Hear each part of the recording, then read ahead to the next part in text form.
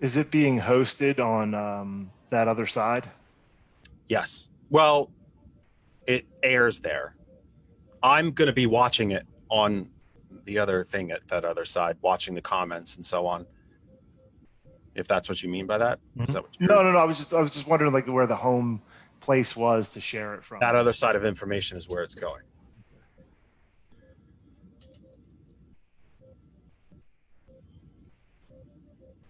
Sound down.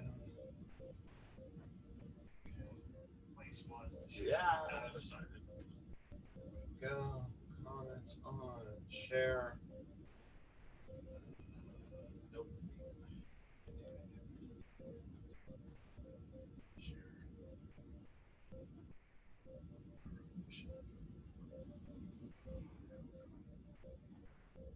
Sorry, gang.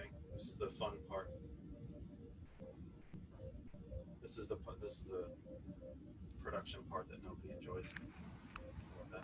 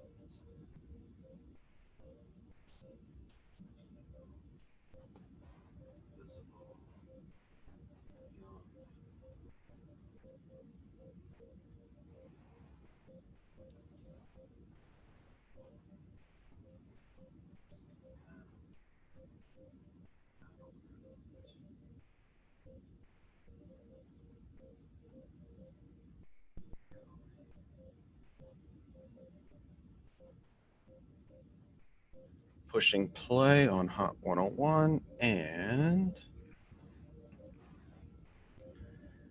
welcome, everyone. It is, what is it, 16 August, he said, because he looked at a calendar. He's so smart. He can read a calendar.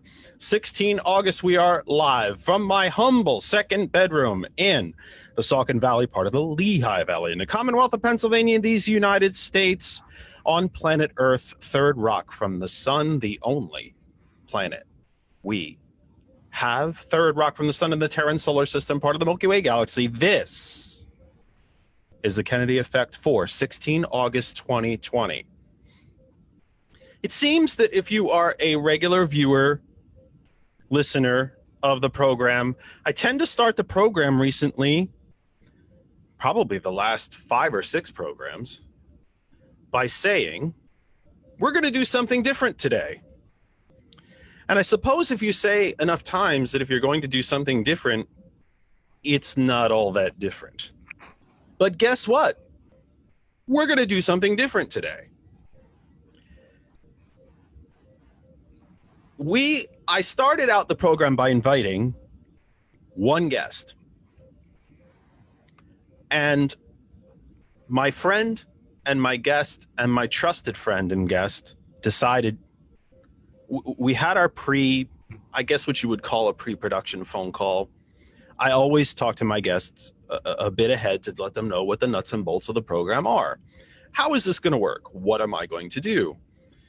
You're going to see me on Zoom. You're going to see me bounce around. I may not be looking at you, but I promise I'm listening. And it's a bit, weird if you're on the other end to see me staring off into space or just staring at another screen and think that, maybe I'm not listening. But of course I am. I'm just doing different things here. And he said, and we mentioned like, wow, the post office, what's going on with the post office? He's like, and I just happened to mention as a casual question, do you know anybody there? Because boy, I'd love to speak about that. Well, I have to say my guest not only took my question to heart, but ran with it like a Hall of Fame running back and just took off. And as you're looking, if you are on Facebook now looking at your screens, we not only have one guest, but a total of 4, including my ugly mug on your screens as well. So your humble host as well as 4 guests, and I will introduce them shortly. Let me get through some of the nuts and bolts that you know that we have to start with every day. Welcome, welcome, welcome again. This is the Kennedy Effect for 16 August 2020. Wherever you may be watching and or listening over 30 plus groups, pages, platforms all over Facebook, thank you. We appreciate that you are here. Doesn't matter where you fall on the political spectrum, where you live, what you think about what we have to say, whether you agree, disagree, does not matter. We're just glad that you are here, and we appreciate that you are here.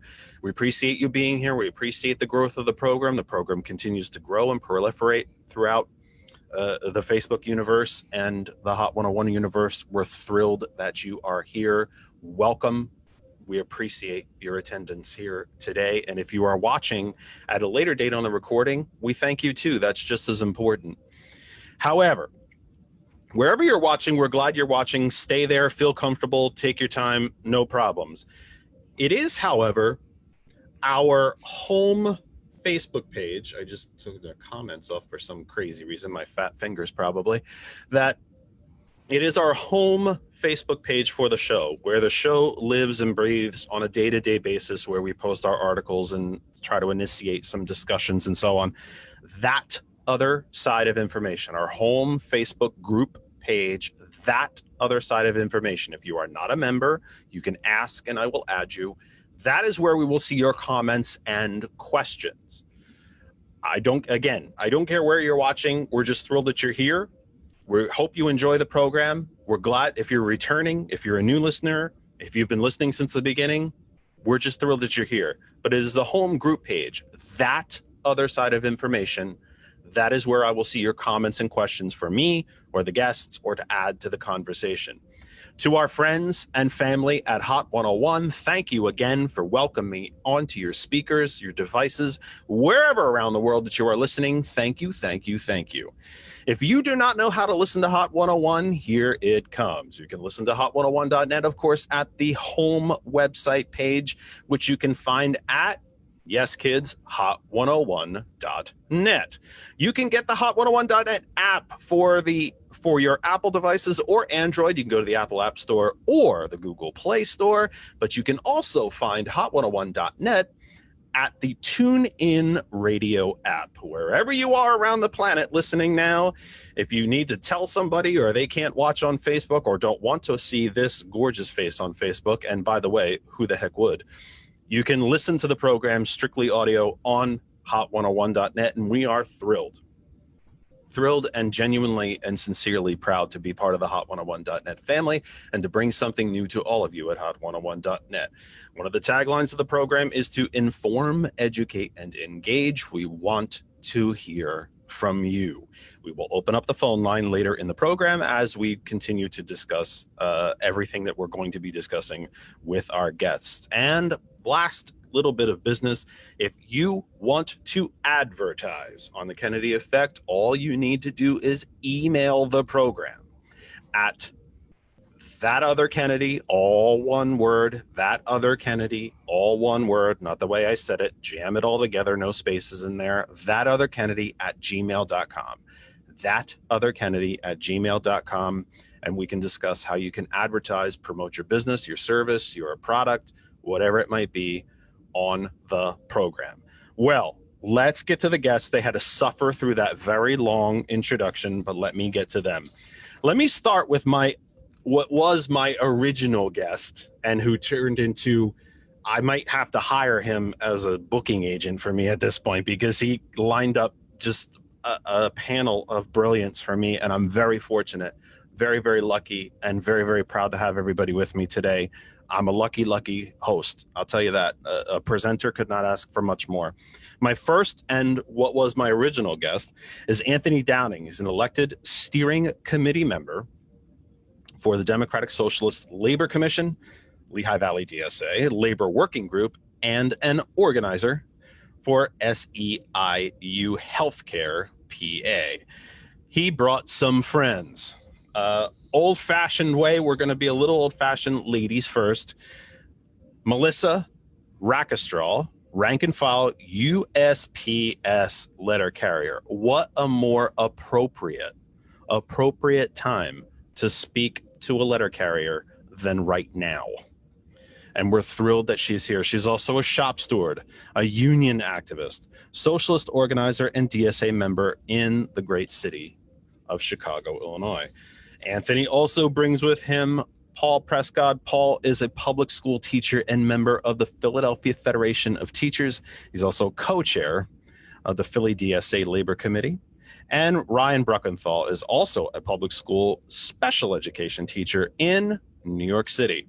He's a union activist in the United Federation of Teachers and the movement of rank and file educators. Did I cover everybody? Did I get all the introductions correct? Welcome, everybody. Feel free to unmute at your leisure, and welcome all. Thank you very, very much for being here. Thanks for having us, Jeff. Yeah, thanks so much. Thanks. Glad to be here. Well, I think the first thank you, please don't thank me. This is our humble little program. We're here every week. It's you guys that are taking time out of your Sundays. I think, even though the United States has obviously changed an awful lot since the post-war period, Sunday afternoons, I think, are still a bit of a family, dinner time. So I appreciate you taking time out of your Sunday afternoons, what is possibly family time, to be with us today. Powerfully important things that I would like to discuss with you today. If you have heard the program before, you know where I'm going to start. And I will start with Anthony first, just since he was he had the lucky distinction of being my initial guest. We always start the program with a very simple question. And that is, who are you and how did you get here? And our conversation seems to grow from there. Can be biographical information. It can be that one policy thing, that one vote in Congress, that one election, that one job, since we're going to be very much focusing on labor issues tonight, that brought you to where we are. So I throw the question open to the floor. I'd like to start with Anthony again, since he was nice enough to wrangle you all here tonight. You can blame him later. If you miss something important at home, you can blame Anthony later. Don't blame the humble host. But Anthony, who are you? How did you get here? Well, again, thanks for having me. And I am just a worker, and I'm a worker first. I started as a rank and file, just union member, and obviously before that, I was a worker at a low wage job in a foundry. And I actually remember getting health benefits for the first time there, and being really, really upset when I noticed that it was a third of my paycheck that it cost to get that. Times are rough for low wage, labor workers, right? And not really even sure how I ended up into the union world, besides the fact that I grew up in a union family, and I always understood the value of labor. My dad was a steel worker, and ended up in a union position. I started on the production line. I actually went back to school and got an electromechanical technical degree, and started working as a maintenance technician, a union. Where was that a steel worker, Anthony? My dad was a steel worker at Victoria. Where? Oh, Victoria. Yeah, Victoria. He actually still works there.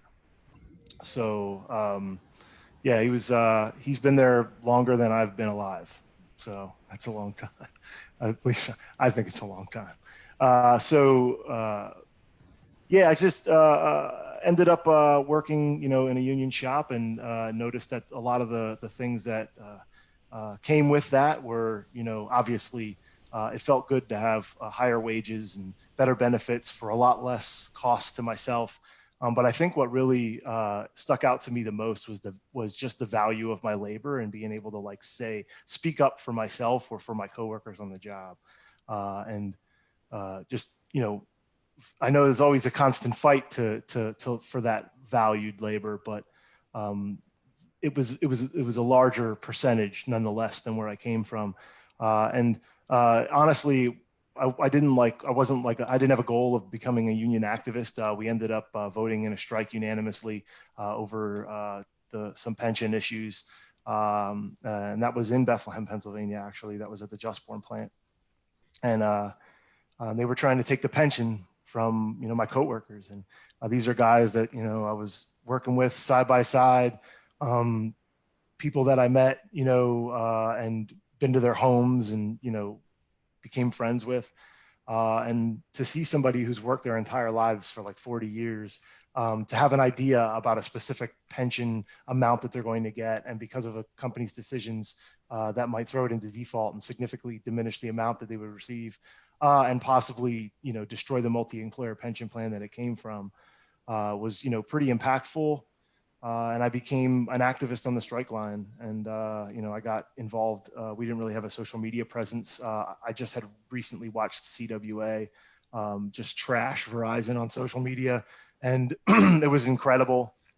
And I thought that that was something that we needed to do, and we ended up with a boycott that reached hundreds of thousands of people through social media. And I mean, in the end, the company ended up having to pay the union back millions of dollars that it cost for us in fees in court. But in the sense, it was just that, feeling that, we do have our labor to withhold. And, sometimes we have to do that. Right. And collective bargaining, power. Collective. Yeah, I know that, like, we always have a goal of, coming to an agreement with these employers, and, but there are some times that employers are just unreasonable, right? And in that circumstance, the employer was being unreasonable. They were actually doing something illegal. You can't loophole your way out of a multi-employer pension plan without paying the withdrawal liability. And that's what they were trying to do. And, that really just propelled me into like wanting to be more involved. And the union, started, pulling me out, and I became a rank and file organizer. And I got flown all over the country for the bakers, confectioners, tobacco workers, grain millers union. Did a lot of events, all over the country, and fighting back against companies like Mondelez, who owns Nabisco now. Matter of fact, Paul showed up at one of our actions in Philadelphia that I had the opportunity to organize against Joseph Neubauer, who was on the board of directors for Nabisco Mondelez when they were pulling from the pension fund, the same pension fund that we were talking about. So perhaps we can get into that later. I'm going to win the bet, by the way. We had a small bet before we came on the air. Who was going to mention the Saint first? Already? Perhaps we can get. Yeah, I know. I'm not doing it intentionally, but perhaps we can get into that later. That this was a change during the Reagan administration, where pensions used to be listed as a negative asset on companies, but then they were listed. The Reagan administration allowed them to be listed as positive assets, and they used to be listed as liabilities. I'm getting my words mixed up, but Reagan administration changed the rules to allow them to be listed as a positive asset, which also then made it easier for them to be rated stolen, and it increased the stock values of companies.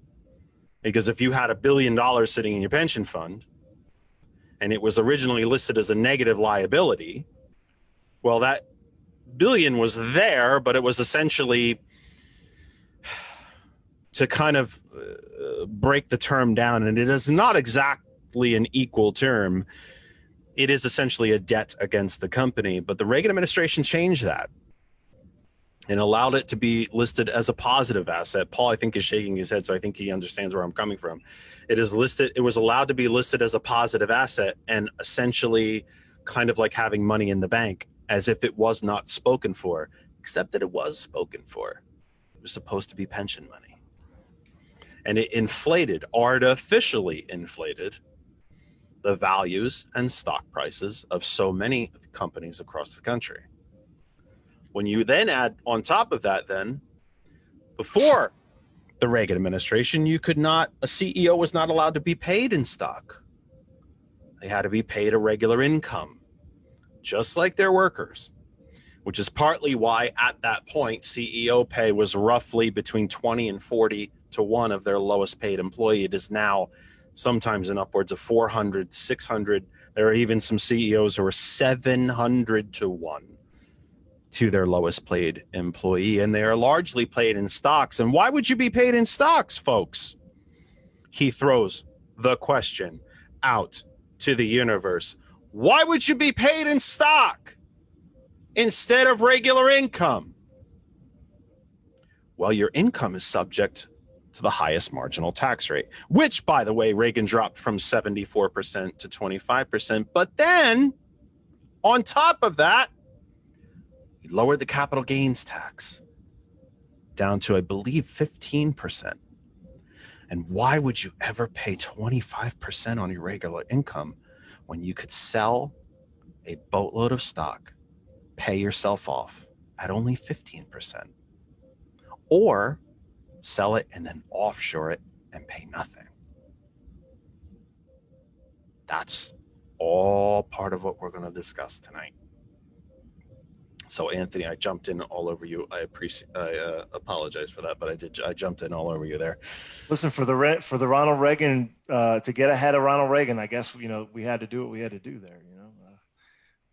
I wanted to win that. I got a shiny penny coming my way. I want to just let everybody know we have a coin shortage. I don't know where you're getting these shiny pennies. Right?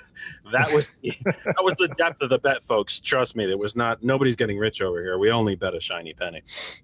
So let me turn to, again, let me be a tiny bit old-fashioned and let me get ladies first and get to Melissa. Melissa, thank you so much for being here. And again, thanks to Anthony for him. You can blame him for wrangling you in on a Sunday afternoon.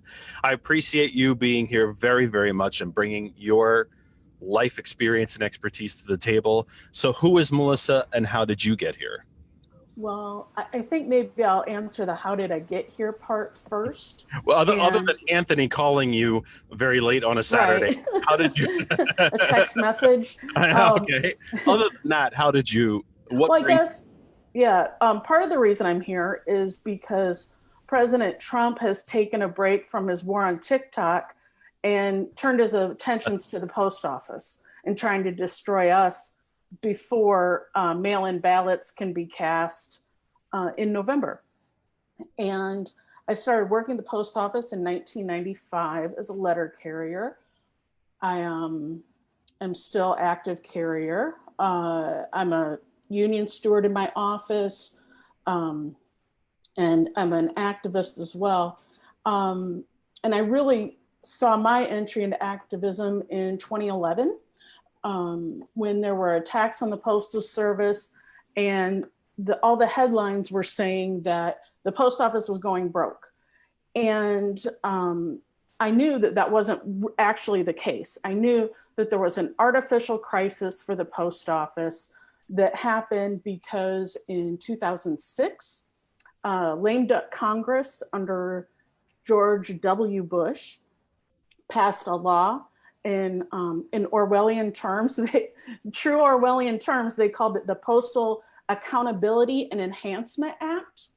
And the reason that they passed this law was because they realized the post office had been overfunding their pension funds to the tune of about $5 billion per year.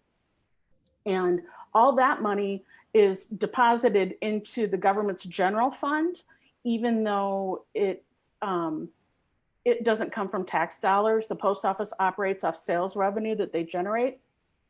And when they realized this accounting error, they wanted that 5.5 billion to keep going into the general fund. And so they had to figure out a way to do that.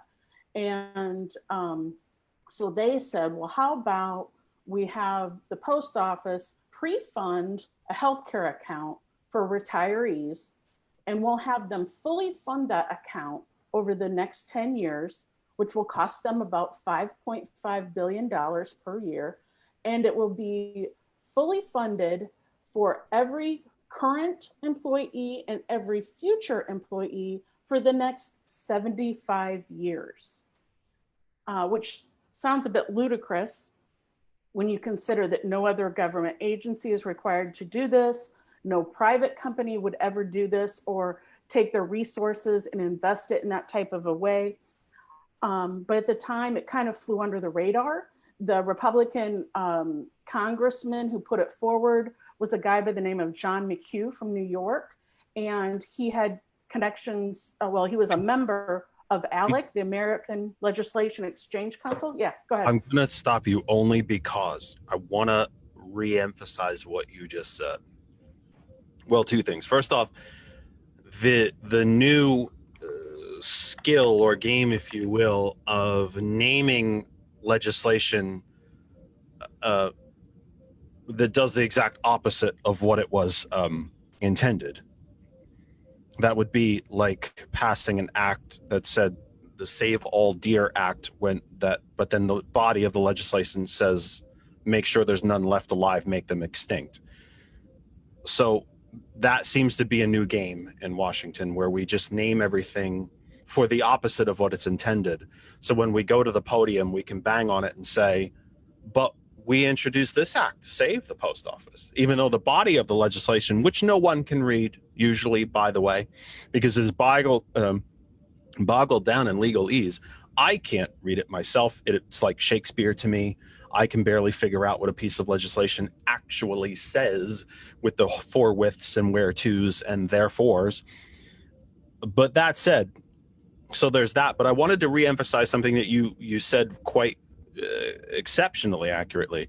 The burden that has been placed on the post office in that 2006 act to preemptively or forwardly fund pensions 75 years into the future is a burden that has been placed on no other entity anywhere in the country, be it private, public, governmental, family-owned, small business, mid-business, large corporation, multinational corporation, stock trade, publicly traded, fully private, doesn't matter. Not any other entity in the United States has the burden on it that the post office does. Am I correct about that, or am I wrong? You're 100% correct. Not just correct, but 100% correct on that. It's and I didn't mean to interrupt you. Yeah, I just wanted to emphasize that this is a burden that has been placed on the post office that literally no other entity has on it. Correct. And as I was saying, the originator of this bill was a member of ALEC, the Koch brother funded American Legislative and Exchange Council. This is where he got this legislation from. It just so happens that at that time, FedEx and UPS were both members of ALEC. So they helped to craft this poison pill. And even though FedEx and UPS actually use the post office to deliver 2/3 of their parcels, and that's not just in rural areas where they don't go, that's in all of your major cities and suburbs. Every day at the office where I work in a suburb of Chicago, UPS and FedEx trucks come up to our docks and dump all kinds of packages on us because it's cheaper for them to have us deliver the last mile than for them to pay their own workers to do it. Not to mention the hundreds of thousands, if not millions, of Amazon packages that you folks deliver on a daily basis. And as we have learned, if you've paid any attention to the news, on the rare occasion that actual news and facts drip out from all sides of the so-called infotainment universe, hundreds of thousands, if not, no, I take that back. I apologize. It's billions, 2 billion prescriptions per year. I don't know the total is in that regard. I know it's about 4 million per day, 6 days a week. So if you do the math there, 52 weeks, I'm not sure what it comes out to, but those are the numbers I'm aware of. Someone will do that for me and send it in the comments. Actually, probably George, my IT guy, will do it for me, and then he'll send me the numbers. But a large amount of prescriptions, which are sent through online pharmacy, and largely, not exclusively, but largely to vets and seniors. Correct, because the VA exclusively uses the mail to deliver all the prescriptions to the veterans who get medication through them, which is most of them. And Medicare also sends out their medications through the mail. And these are generally sent out to folks in 90-day supplies, and they can't reorder them till they're almost gone. So when you talk about slowing down the delivery of the mail, you are impacting people's ability to get needed medications like insulin and heart medication and any other life-saving medication that thousands of Americans rely upon to be healthy and well going forward. And it's even more so now during a pandemic when folks don't want to go to a pharmacy to be exposed to possibly sick people. They don't want to leave their homes. You have elderly people, people who have reduced immune systems who rely upon us for their goods, right? Right.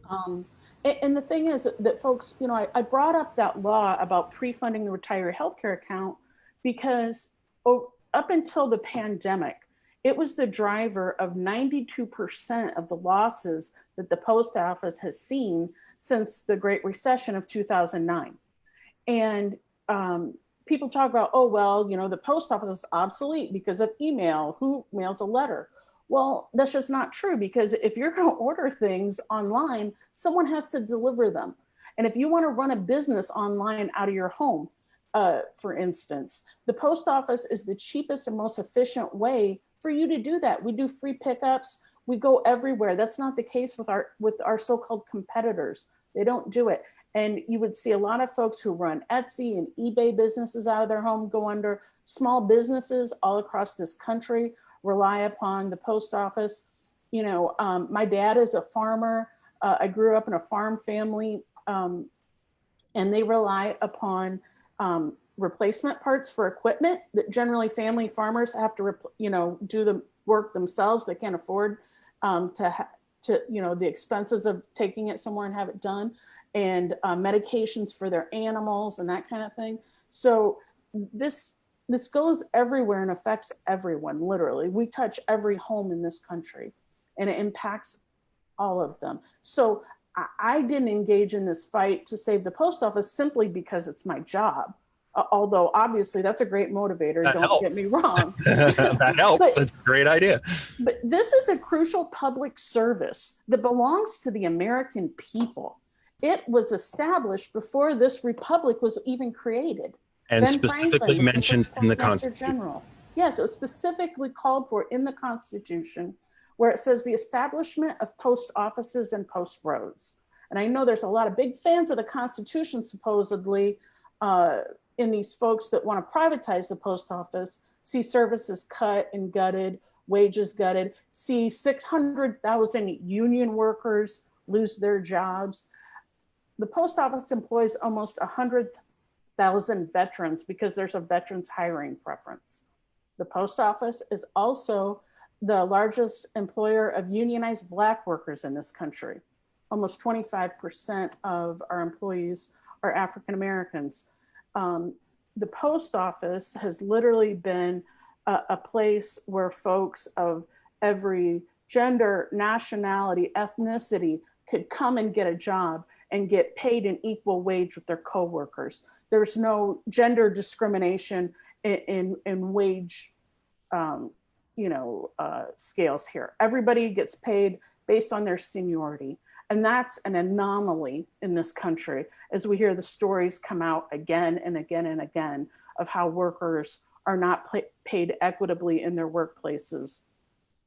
So this is, the Postal Service is really a microcosm of America, quite frankly. And we don't just provide this public service. We also are some folks' only touchstone with the outside world. You have a lot of folks who live at home, live by themselves, can't leave home. And that's even before a pandemic hit. I've worked with people who have literally saved customers' lives because the person didn't come out to get their mail and greet them. So they went looking for them, found out they had fallen or had a heart attack or some type of accident, literally saved their life. A coworker of mine pulled a wheelchair-bound customer out of their home when their home started on fire. He wasn't near the home, but he saw the smoke and knew that they lived there. So he immediately went over there, got there before the fire department did, and was able to rescue that person with the help of neighbors before the fire department got there. When you talk about what our government funds, the post office operates off our sales revenue, not tax dollars. But our tax dollars fund a lot of things that are much less worthy than the Postal Service. And trillions have just gone out to corporations to bail them out in this pandemic. Thank you, Melissa. We're at the bottom of the hour, believe it already, to start. You are listening to The Kennedy Effect. We are live currently at 5:35 Eastern Time on the Eastern Seaboard of the United States. Wherever you are listening around the world, thank you so much. Wherever you may be watching or listening on Facebook, thank you. We are thrilled that you are here. Please remember, though, that it is our home Facebook page, That Other Side of Information, where I will see your questions and comments for our guests. If you're listening on Hot 101, thank you. We're proud to be part of the Hot 101 family and to be bringing something new to the Hot 101 family, some education, information, and we want you to be part of the program. We'll be opening the phone line later in the program and allowing your phone calls to talk to me and or our guests, depending on what time we get into the program. I have 4 guests with me, 2 more remaining to introduce themselves. I'll go alphabetically. Ryan, welcome to the program. Thank you for being here. And I would ask you the same question. Who are you? And how did, I introduced some, a little bit of the bio when we got here, but who are you and how did you get here? Other than Anthony. Great. The long and short of it is likewise, Anthony called me last night, and that's why I'm here. But I think actually how I met Anthony is an appropriate conversation that talks about how I got here. I met Anthony and Paul, for that matter, because in addition to being a teacher and a union activist, I too am a member of DSA, the Democratic Socialists of America. And it's kind of crazy for me to think about the fact that like 15 years ago, I was celebrating George Bush's re-election because I was ostensibly a conservative at that time. And the transition that I myself made from that part of my life to this part of my life now, where I see, being an activist, a Democratic Socialist, and a union member as really key parts of my life and identity. I think it goes to show, particularly for myself as a millennial, the things that I saw as I came of age, that so many of my peers have seen, that led them to come to similar conclusions about the United States political and economic system, and why so many of them, for instance, joined DSA, voted for Bernie Sanders, and so on. I'm about to turn 29 later this month, but back when I was in 5th grade, 9/11 happened, and I grew up in the suburbs of New York City, so just 40 miles south of my elementary school at that time. The attacks in Manhattan took place, and some 3 years after that, during the wars in Iraq and Afghanistan, at this point I was in middle school, my cousin went to Iraq and was ultimately killed during one of his tours of duty. And, soon after that, as I said, I celebrated George Bush's re-election because I come from a cop and military conservative family. And, this was the narrative that we had, was that my cousin went to go defend our freedom. And my family really doubled down on that narrative. But I was about to hit puberty. And so I was becoming a little bit rebellious, and I was becoming curious and trying to make answers for myself. Not soon after, the crash of '08 happened. My dad lost his job. And by this point, really looking back at just this first decade of the 2000s, overlapping with my coming of age, it became very clear to me that there was something wrong with the state of things. There was something fundamentally wrong with politics, with the economy, with our relationship with other countries and people around the world. And so this was all on the eve of me going away to college, that I started to really just question things and search for answers. A babysitter of mine once got me a Howard Zinn book, A People's History of the United States. She also got me my first punk rock CD, so shout out to her.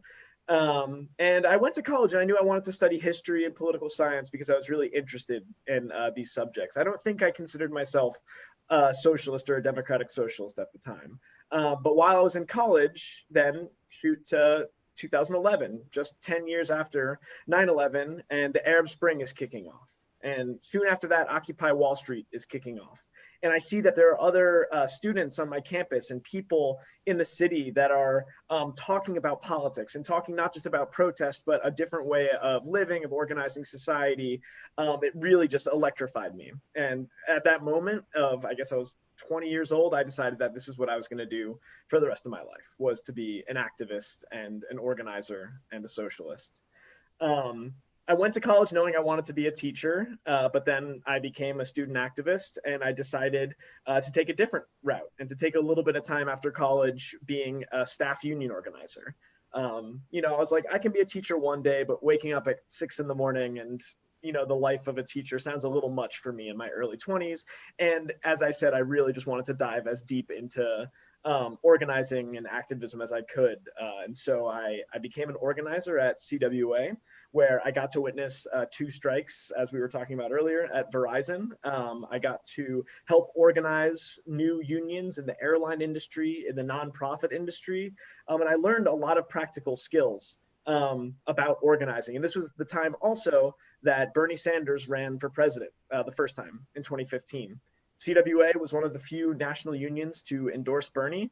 And I myself, as an individual, knew that I loved what he was talking about. I totally connected with the way that I saw the world and the work that I was doing in the union.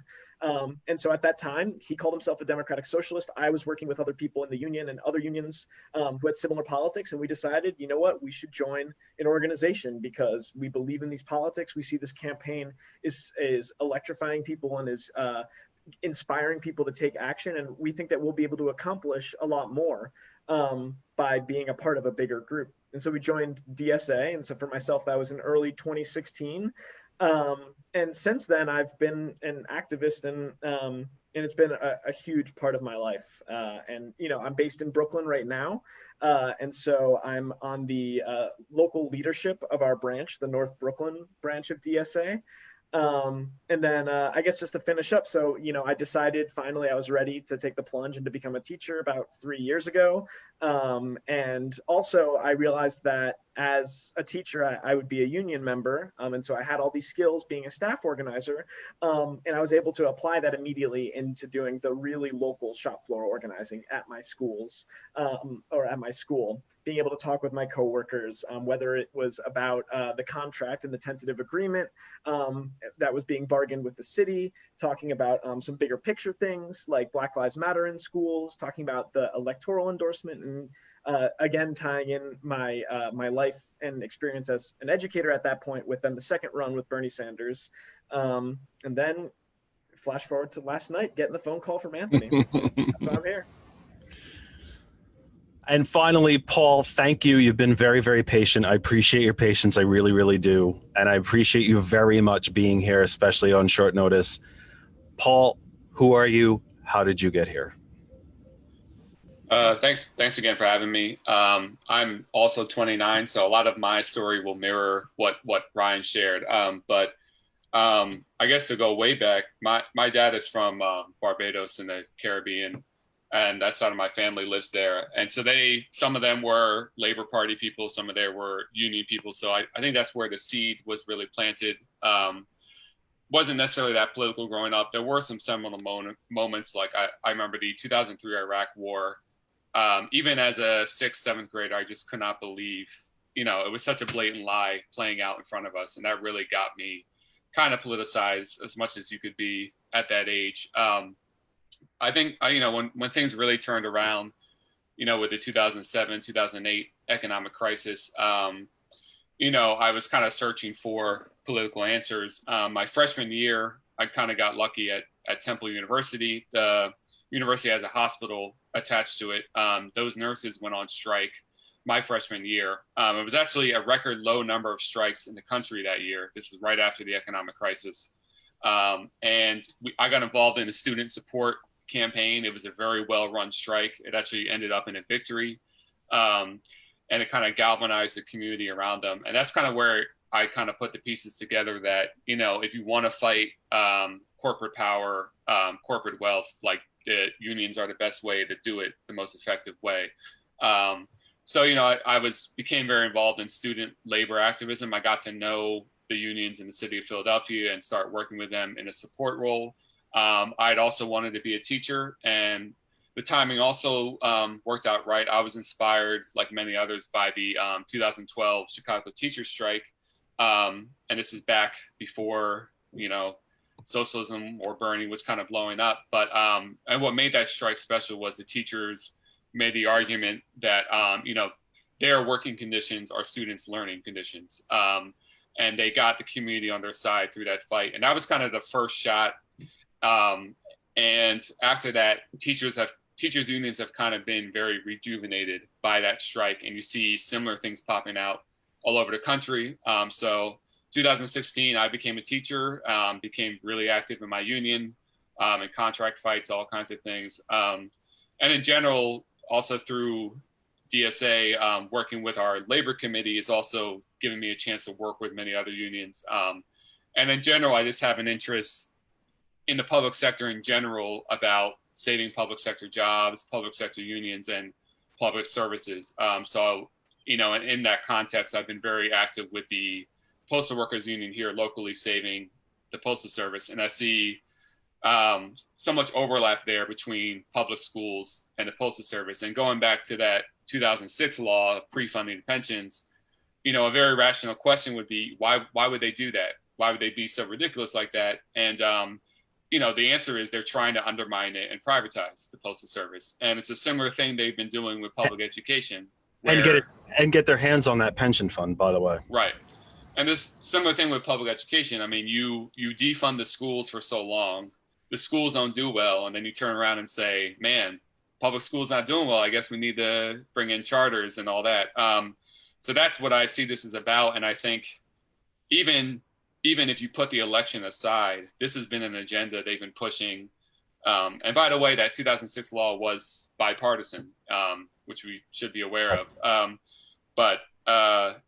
So and the public sector is really, it's almost like this last line of defense that we have. It's the last block in society where you have stable living wage jobs, which also makes the Postal Service important. I mean, you look around the country today, you just do not have many jobs left that you can have a stable wage, benefits, retirement. Postal Service, that's 600,000 jobs right there that provide that. And as was mentioned, especially for African Americans and women and veterans. So, I mean, if we let them destroy that, it's like, there's not much left. So I really think as a public sector, we really need to be uniting at this key moment. And we know austerity is coming. We know I would argue austerity's been in place for 40 years. Yeah. But I think there's now a danger, totally overdrive now, because the state, fiscally states are in trouble if they don't get federal aid. So I think that's going to be the battleground right now is all over the public sector. So we all need to be uniting on that course. So I guess I'll stop there. But I'm going to take a little host's liberty here, if I might. In your bios, all of you have DSA, Democratic Socialists of America. The word socialist has been demonized tremendously. We all know that. It's been co-opted by the right. Socialism is an economic system. It is not a governmental system. Communism is a governmental system, but yet we always tend to look at, or at least the right tends to link the two. They are not the same thing. We all know that. I see head shaking. We know that. For the benefit of the audience, we do a lot of defining here. We do a lot of history. I believe personally the easiest way to define socialism or anything that is socialistic would be something that the great majority of the populace contribute to pay for, i.e., the largest socialistic institution on the planet is the United States military. But then so are roads, water systems, public schools, public universities, county colleges, technical schools, water systems, power systems.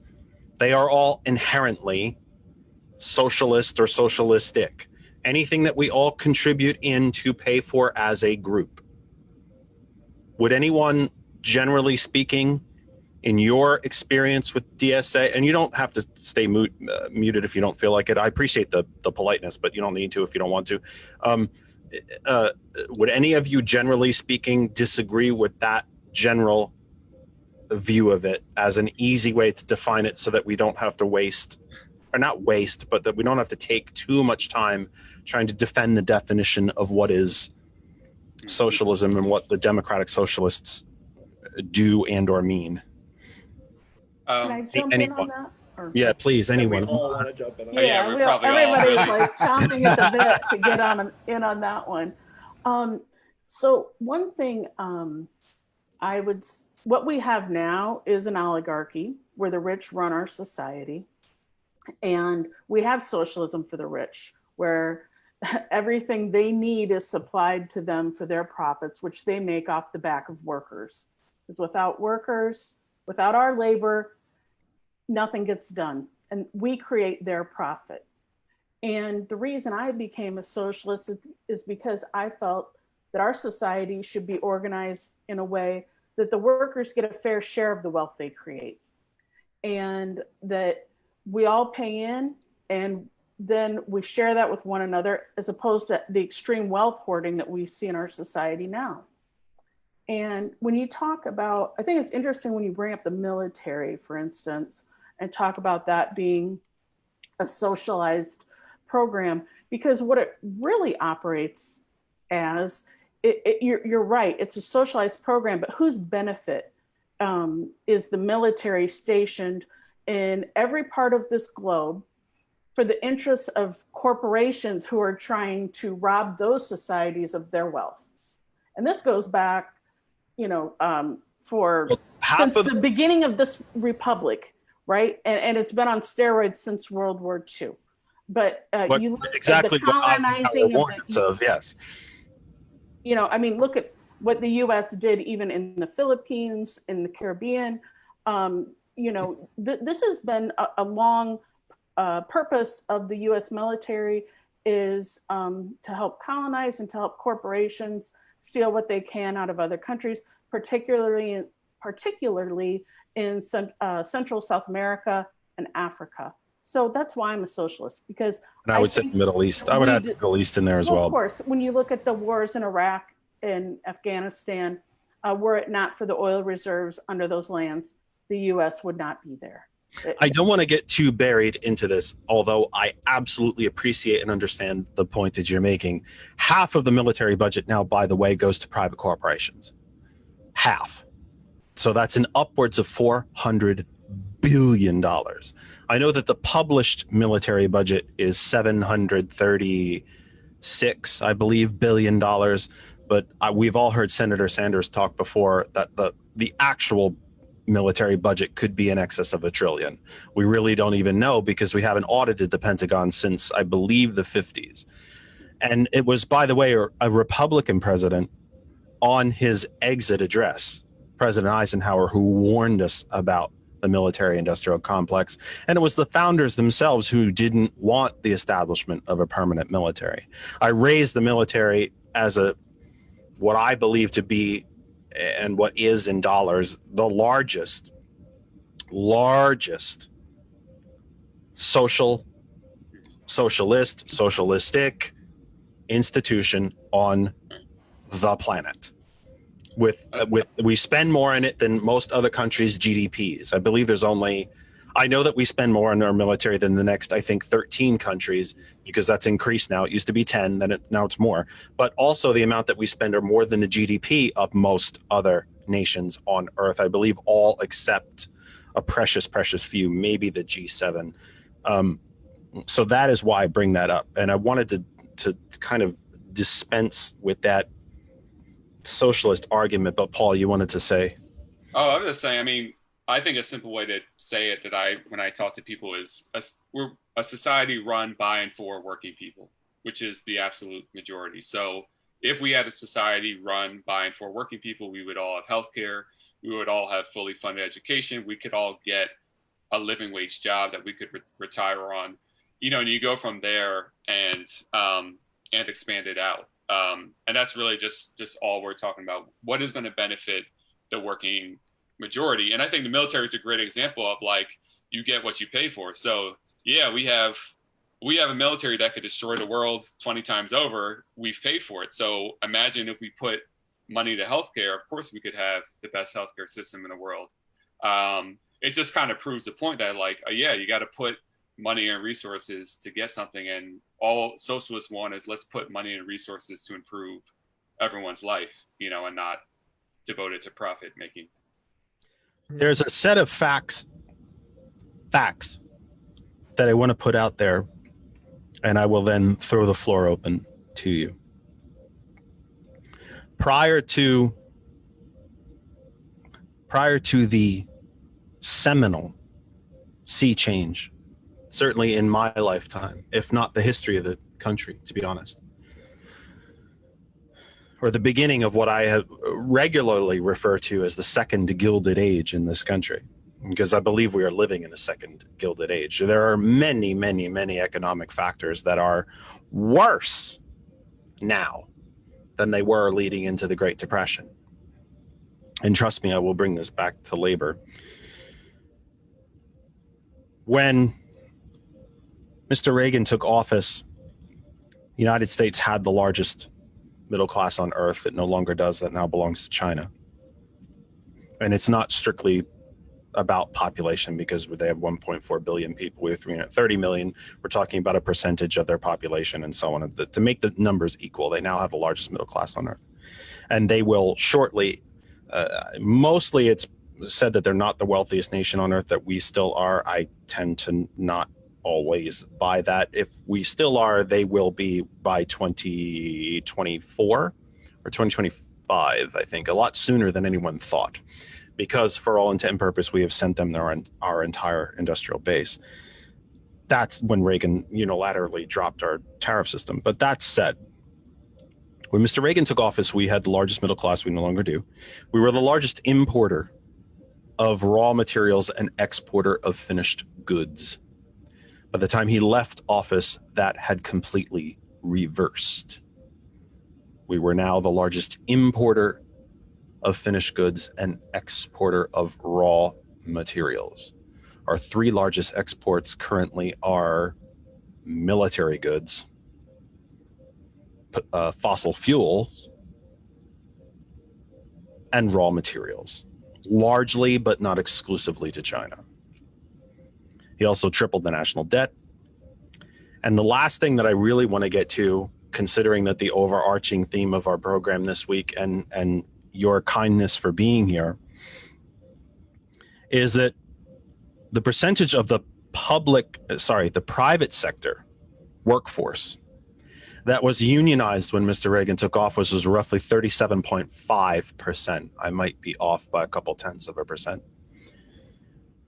It is now under 6.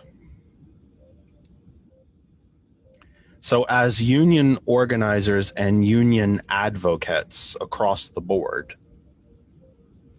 knowing that private sector unions just 40 years ago, I say just 40, I mean, I'm 50, so it's obviously more than most of my life, but it's 80% of my life. But that said, we're talking about 40 years, not 400 years.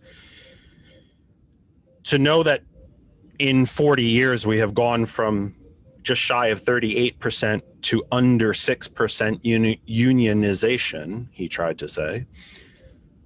As union organizers and advocates yourselves, you say what? Anyone? I can start, but I just spoke, so. Anthony? I think Anthony's been quiet. I saw Ryan came off of mute. Okay. I'm ready to hear what Ryan has to say. Oh man, I was still thinking of what is socialism, and it's actually kind of related to this question, I think, a little bit. I think the first thing clearly is we have to change those numbers that you just said, right? We need to form more unions. We need to help workers join unions. I think one of the best ways that we can do that is show the usefulness of unions, of making better lives for the working class. I think it was a very purposeful decimation of unionization in this country because it is the best opposition towards the billionaire class being able to rake in more profits. Well, the folks behind the Reagan administration made it clear eventually why they did it. And they did it for two main reasons. They wanted to drive down labor costs because obviously if you have a business, there's only a certain number of ways you can make money. You drive down costs, you sell more goods, or you charge more, you make more. So there's only, you either bring in more revenue or you lower costs. What's one of your big costs? Labor. So if you decimate unions, you lower labor costs because if you have no union to negotiate with, you can essentially set the price of labor. The second reason was they wanted to, the Republicans, the corporations, the top 1%, especially the U.S. Chamber of Commerce and the Kochs, and I can add in lots of other groups, sadly, wanted to end, not just decimate, but pretty much end and starve the Democratic Party of one of its traditional forms of funding, which were labor unions. If folks aren't unionized, they're not taking union dues, which are not going into union coffers, which cannot be spent on Democratic candidates, Democratic causes, big D Democratic causes, Democratic candidates, elections, even ballot initiatives and referenda and so on. Those are the two big reasons. Mm-hmm. Yeah, I think it makes total sense. And, they have all of the talking points, and bringing up what you said earlier, like they name the policy the exact opposite of what it is because they're very smart politicians. They say, oh, we're about the right to work, right? We think that everyone should have the right to work. Really what they're talking about is preventing our collective ability to fight back against corporate greed.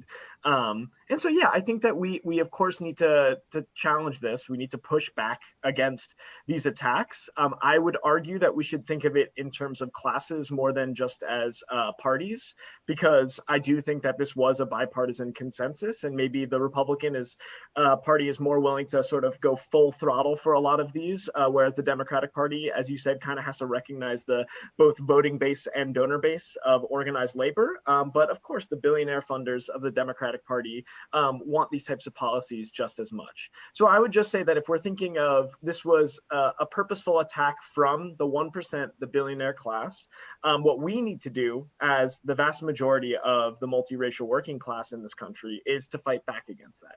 Now, it's hard. Everyone's been saying that for a long time. And I think that the five of us, would have a couple proposals of ways that we could do that. Now, I guess just to finish up what I was saying that I think will be the most effective is if we show that unions matter, that they can actually win things for their members and for the broad working class. I think that will inspire further organization drives, and it'll even inspire political movements and political legislation that can further improve that. For instance, like when Bernie Sanders talks about the Workplace Democracy Act and talks about getting card check neutrality and talks about making it easier to form unions and trying to double union membership. Now, he didn't, think this up out of thin air. The labor movement has been talking about this for a while, but at least there was a platform for him to be able to talk about that, and other working class people and just Americans heard that and are like, yeah, that totally makes sense. And so I think that we need to run with that. And we lost our opportunity with Bernie, unfortunately. But I think that serious labor organizers and activists should be thinking about how we both show that unions are meaningful as members, as leaders in organizing them, but also taking this into the political sphere so that our ideas get out there to more than just our coworkers, but to millions of Americans. We are at the top of and entering our second hour, 6 p.m., 6:04 on the eastern seaboard of the United States. Wherever you may be listening, wherever you may be watching, thank you for being here. The show is shared on Facebook over between 30 and 40 different pages, timelines, groups, etc. Wherever you may be watching, we appreciate you being here. You are valued wherever you may fall on the political spectrum. You are welcome here. Even though we may disagree, you are valued and welcomed and respected here, and we are glad that you are here. It is our home group page, That other side of information, where we will see your comments and questions for me, for the guests, for all of us together. If I get questions, I will read them and give them to the guests. We will open the phone line later in the show. For our friends and family at Hot 101, thank you for being here, and thank you for welcoming me onto your speakers and devices yet again. Proud to be part of the Hot 101 family. If you do not know how to listen to Hot 101, you can go to the main website page, hot101.net.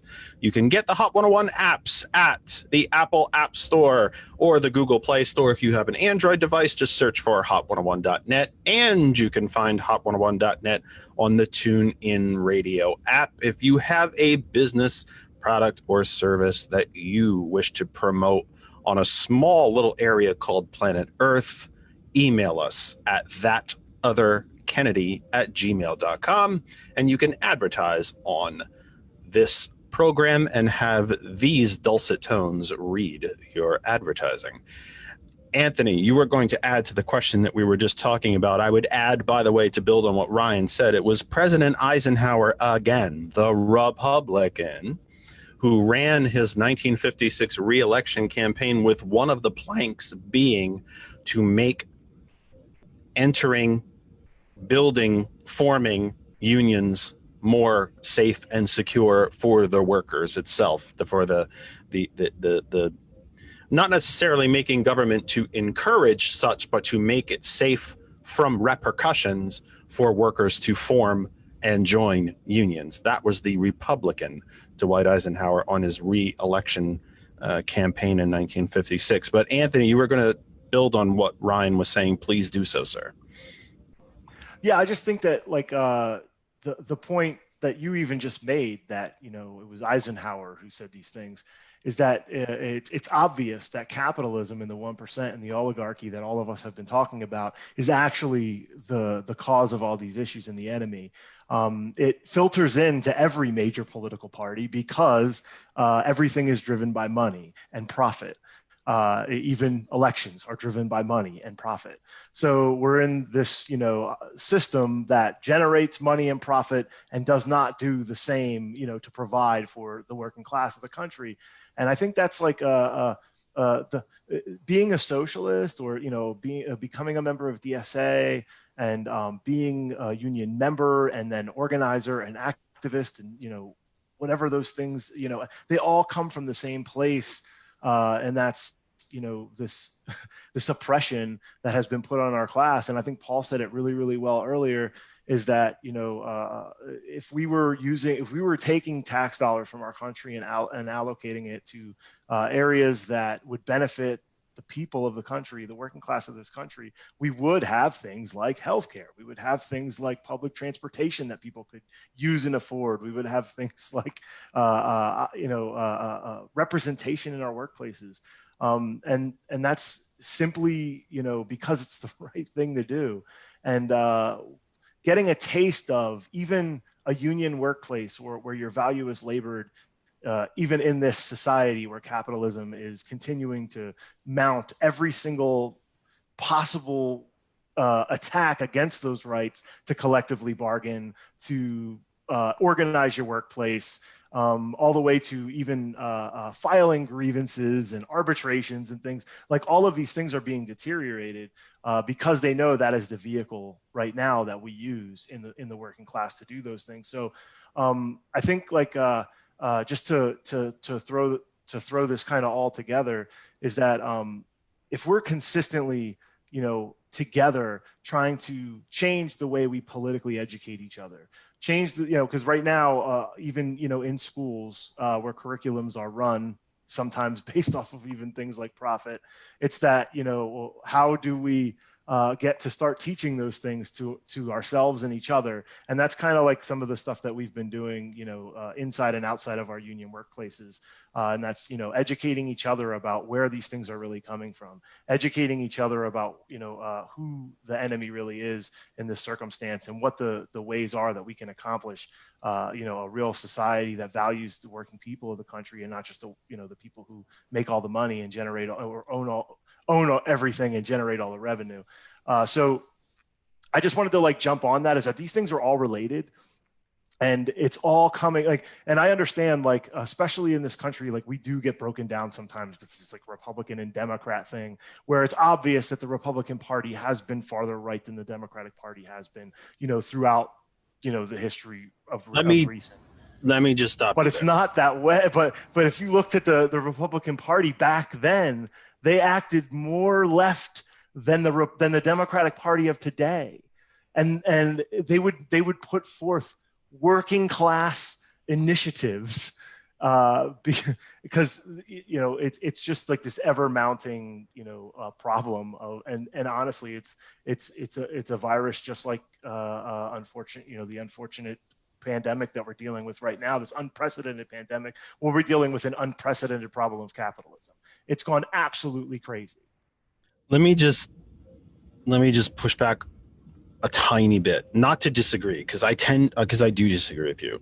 We talked about this earlier today. You and I were fortunate enough to chat earlier today when you were, proud, happy to tell me that you were bringing all these excellent folks with you to the table. I am. You see the name on the screen. I'm a Kennedy. I've been a Democrat since I came out of the womb, and I am a proud Democrat.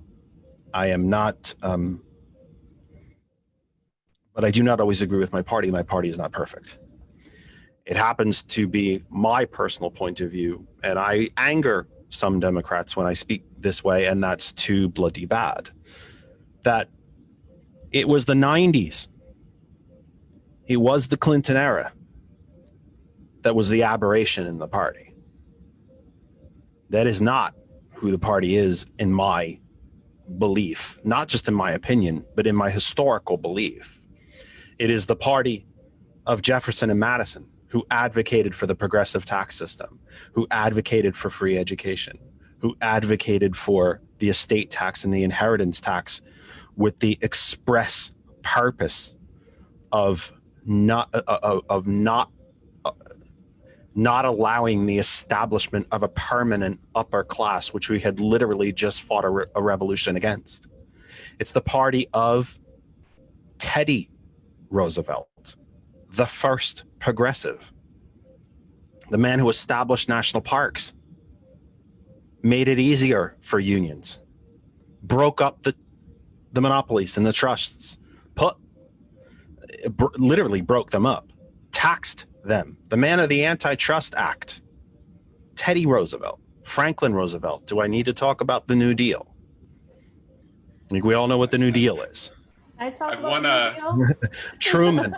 Because the post office, actually during the Works Progress Administration, there were post offices that were built all over this country, and yes, they commissioned artists to put murals in them and all kinds of great works of art. They did. And this was to provide jobs for folks that were unemployed from the Great Depression. I just got back from holiday in Newport, Rhode Island, which, if you want to talk about a bastion of the wealthy, that's the place to go. We tour the mansions up there. The opulence is bordering on obscene. But there is a seawall at a park called Brenton Point. And it looks out, it's the entrance to the Narragansett Bay and looks out over the Atlantic Ocean. I'm making hand gestures. So for those of you on Hot 101, you're missing my wonderful hand gestures. But in the seawall, sadly, too many of them have been stolen. I found out this last trip when I was biking past. It was quite depressing. But every few feet, I want to say every 100-ish feet or so, there was a brass copper. I take that back. It was copper. A copper plaque that said that this project was paid for and completed by the Works Project Administration, 1935 to 39, I want to say, because that's what they did. There was no seawall there, so the ocean could rush in and wash over that entire bit of land. But that's what the WPA did. What was the theory behind WPA? We're going to, and people seem to forget sometimes, and it's not always taught in history. Roosevelt did go to the corporations and said, you need to put these people back to work. And the wealthy folks behind those corporations said, no, it's going to cost too much money, or we might lose money. And they flat out said no. So for all intent and purpose, he said, fine, then I'll do it. And the government became the employer of last resort and paid people directly, with the theory behind it being, I'm going to put money in the hands of workers for them to then not only finally dig them out of poverty, and because 1/3 almost of the entire nation was unemployed, but when you have money in your pocket, there's not only the mental and heart self-worth of it, but you then have money to spend. You then go to the grocer. You spend money there. The grocer then spends money to his vendors and suppliers and his own family, the vendor then spends money. And that's how economies run. I don't know when this psyche took over, that if we just pile all the money at the top, everything will be fine. Even David Stockman, who was Reagan's budget director, has written an entire book, not a chapter or an article, but an entire book apologizing for the myth that is trickle-down economics. If you cut taxes on the top 1% and Jeff Bezos gets to keep another billion when you have 150, what the hell does that matter? But if you raise the wages of somebody making in the Commonwealth $7.25 or $8 or $10 or $12 or $15, what do? If it takes 100% of your income to survive, you spend it. And that money flows through the economy. And that's how economies function. You can't have demand for a product if you can't buy it and pay for it. Right. Well, Jeff, what am I missing? Jeff, part of the reason I brought up the WPA and the New Deal was the fact that the only reason that happened was because of worker uprisings all across this country. It wasn't just because of the benevolence of Franklin Roosevelt. It's because they were afraid of a revolt. You'd had the Flint sit-down strikes. You had the Teamster Rebellion in Minneapolis. You had uprisings in Seattle, in Ohio. I mean, there was organized workers in this country, workers who were first starting to organize, that said, we are tired of slave wages and these conditions that kill us. We can't support our families. And these public programs were a capitulation to that uprising. And when World War II happened, there were a lot of Stalinists in unions, and they collaborated with Roosevelt to say, well, we'll stop all strikes. And then you go into a Cold War and you have all the radicals purged from our unions. So that sets up the stage for capital to start claiming back what unions had won. And in the 50s, you saw a great expansion of workers, mainly white workers and suburban white collar jobs. But even in the 70s, after there were so many strikes, both parties felt there was a problem with labor that had to be addressed. And of course, Reagan firing the PATCO workers was a huge advance for capital. And one thing with the deunionization, even real quickly, even Democratic administrations have not bothered to try to repeal Taft-Hartley, which is an anti-union law that keeps workers from having solidarity with one another and supporting each other's struggles. And the reason that I became a socialist is because of President Obama, who I voted for in 2008. In 2011, he said, yeah, I'm all for cutting the post office to 5 days delivery. No, we're not going to remove this pre-funding mandate. We're going to cut jobs.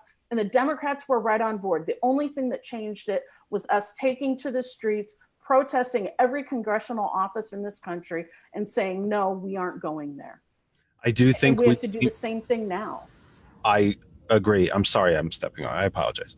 But I do think we tend to forget sometimes that a lot of what has been done since the Reagan Revolution, and it was a revolution, let's be honest. Reagan came into office and said publicly many times he came in with the express purpose to destroy the New Deal and destroy what was left of it. Because even the New Deal wasn't fully intact by 80. Even President Carter, was willing to deregulate the airlines. So even the New Deal itself wasn't fully intact. So I agree with you. And again, like I had said before, my party is not perfect, but there's only two. We don't have a parliamentary system. We're not going to. The country's not set up that way. I happen to be a relatively keen follower of UK politics. We don't have their system. We're not going to have their system. And oh, by the way, when we nation build, isn't it funny how we never institute a system like the one we have here? We always institute a parliamentary system. Isn't that odd? It's never a constitutional 3-branch system like we have here. It's always parliamentary. Isn't that funny? We never give another country the system we have, but we know better than everybody else. So we don't have a parliamentary system here. We're not going to have 10, 13 parties running for office and getting proportional representation. So considering that one is already completely bought and paid for, at least only part of mine is bought and paid for, so at least the door's open a little bit. And it does have an active history to be looked back upon in the hopes that it can be restored to where it was. Because the aberration of our party is not 100 years old. It's not even 30 years old. So it is my hope that can be restored. We also have to remember that some of the stuff that you mentioned, the dismantling of the tariff system, was not done by legislation. It was done unilaterally by the Reagan administration. The paying CEOs in stock instead of just regular income these were administrative changes. The no longer enforcing the antitrust laws, no longer enforcing some of the regulatory issues on Wall Street. These are administrative issues. It could very well just begin to, the laws themselves have not been changed. They're simply not being enforced.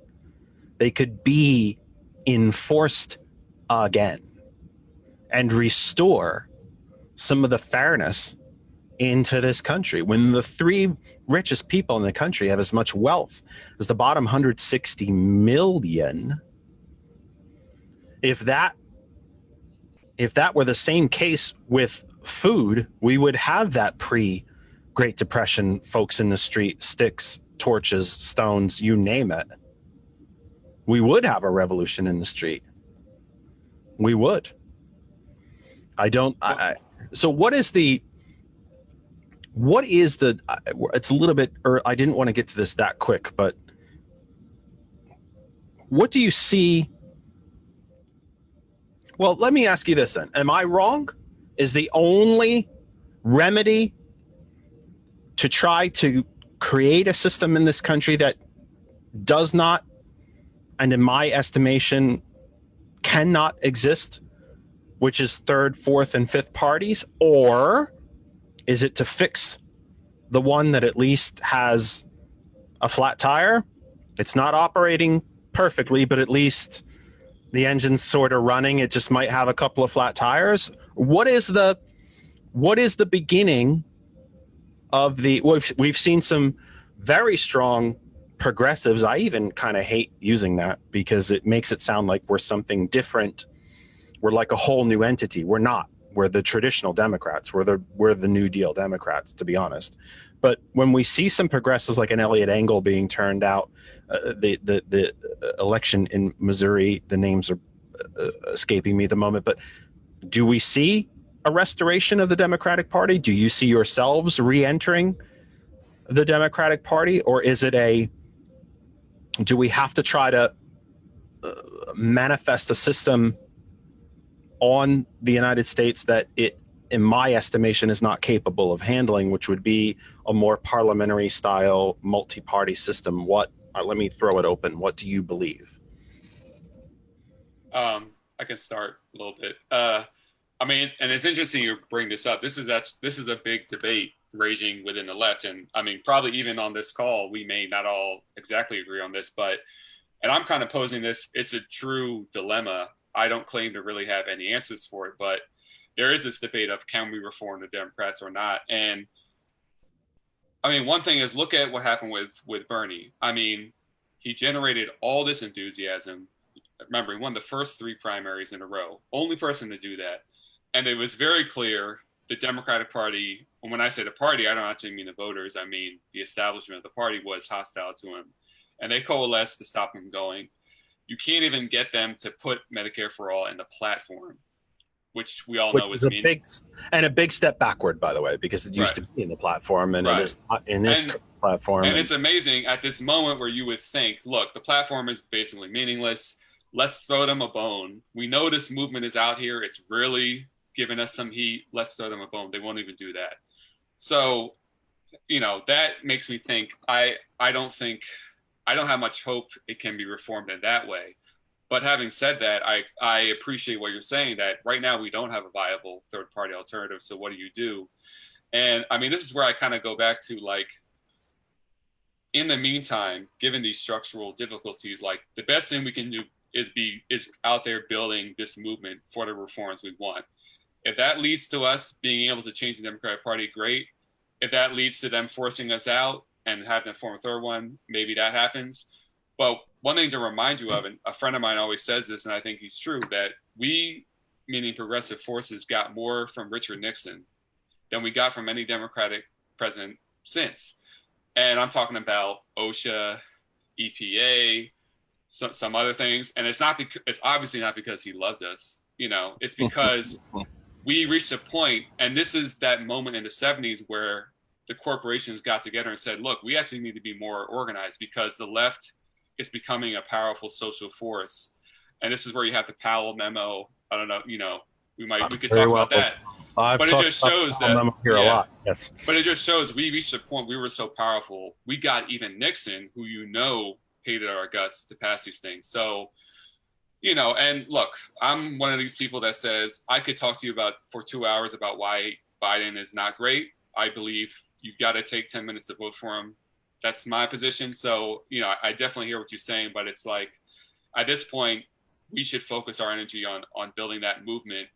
And yeah, of course, vote intelligently, but I don't think they can really save us right now. So that's kind of how I look at it. But you're right. This is a big dilemma. I don't really have many answers for it. And the bottom line, of course, being, regardless, for God's sake, vote. It takes 10 minutes, man. Just vote. That's my position. It's like, come on. But, you know, regardless, we haven't actually even really delved into the intentional destruction of the post office for the sake of the election. We've talked about the destruction of the post office, but we haven't narrowed into the intentional rigging of an election for the destruction of the post office. But you know, Paul makes an excellent point. You may be tossed up on who to vote for yet. You may not be sure. You may be way more on the progressive end of things inside the party or on the progressive end of things outside the party. You may not have decided whom to vote for yet. You might be an ardent Trump supporter, and God bless you that the country still functions at least enough that you can believe that. But for goodness sake, go vote. For God's sake, go vote. It is your right. And it takes just a few minutes, whether you decide to continue to mail in, whether you absentee, or whether you show up at the polls, you know, wear a mask and go vote. So I apologize, Ryan, I jumped on you there, but I think it's a massively important thing that we tend to sometimes glance over. I am guilty of it too. I sometimes glance over the fact that to encourage people to do that, we're today's the 16th, so we're 2.5 months away. Whatever you have to do on Tuesday, November 3rd, give yourself a few minutes and make sure that you vote regardless of how you have to do it. Again, if you have mail in, mail early, or drop it off. If you're in the Commonwealth, find a drop box. And I don't know how other states are working. Actually, I know how Ohio is working, because that's a whole kettle of fish in and of itself. One drop box for the entire city of Cleveland. But do whatever you have to do. Just make sure you go vote. So I apologize, Ryan. Please go ahead. No, it's all good. I really want to build off a common thread that Melissa into Paul said, which really reiterates what I learned from Howard Zinn when I was a teenager, which is that every single piece of legislation that is pro working class, pro everyday people, pro the oppressed was struggled for and won and taken away from recalcitrant elites who did not want to give us those things. And again, I would argue that it is far more productive in my analysis and strategy to primarily look at the world as one that's divided between classes first, and then to look at those political manifestations secondary to that, because I think it enables us to think nimbly about what the best way for us to be political is. And so, for instance, like I'm a registered Democrat in New York State because that was how I was able to vote for my state senator, Julia Salazar, who is a Democratic socialist and an old friend of mine. I was able to vote for Bernie Sanders for president in the primary. But that being said, I really have pretty strong reservations and frustrations and distaste for the Democratic Party because I just see it as a coalition that is impossible to keep together. It is a coalition of both the executives of Blue Cross Blue Shield and then the people who are kicked off of Blue Cross Blue Shield when they are fired from a job and they all of a sudden lose their health care. It is made up of banking executives who then are responsible for the everyday working class and poor people who are kicked out of their homes and have their homes foreclosed on. And so that being said, I agree with Paul. It's a dilemma of like, oh my God, there's this impossible coalition of classes within this one party. Certainly we're not going to the Republican Party. I don't think we have much of a chance of being able to fight for working class interests there. And personally, for me, I'm pretty reluctant to the idea of voting for the Green Party or anything like that, because I don't really see it as a serious site of struggle right now. But I agree with Paul that I think our North Star should be organizing and mobilizing working class movements with political independence. For me, I've found that DSA is my ability to do that. For other people, it might be other organizations. Maybe it might even be your union that has a really solid political operation and political arm. But I would say that if we're able to do that, we can then go to elections with a degree of power and a degree of expectations of what we would be asking for, whether it's from politicians that we're voting for or legislation. And so I guess I'll just say that for right now, I'm with Paul of having to like relate to the Democratic Party to try to build these left-wing Democratic Socialist forces. However, I would say that in the distance, I think that we should strive for having a party of, by, and for the working class. Every other developed economy and country in this world has that. I mean, you're talking about the UK Labour Party. That was a party that was formed of, by, and for the working class against the 1% of the time liberal Democrats, and said, no, we're going to be the legitimate left opposition to the Tories. Now, just because I say that doesn't mean it happens. It's going to take a lot of time and a lot of organizing to build something like this. And I think that building DSA and other organizations that are independent yet working within the Democratic Party ballot line is what we do in the meantime. But I think we should be seriously talking about what it would mean to have a workers' party in the United States.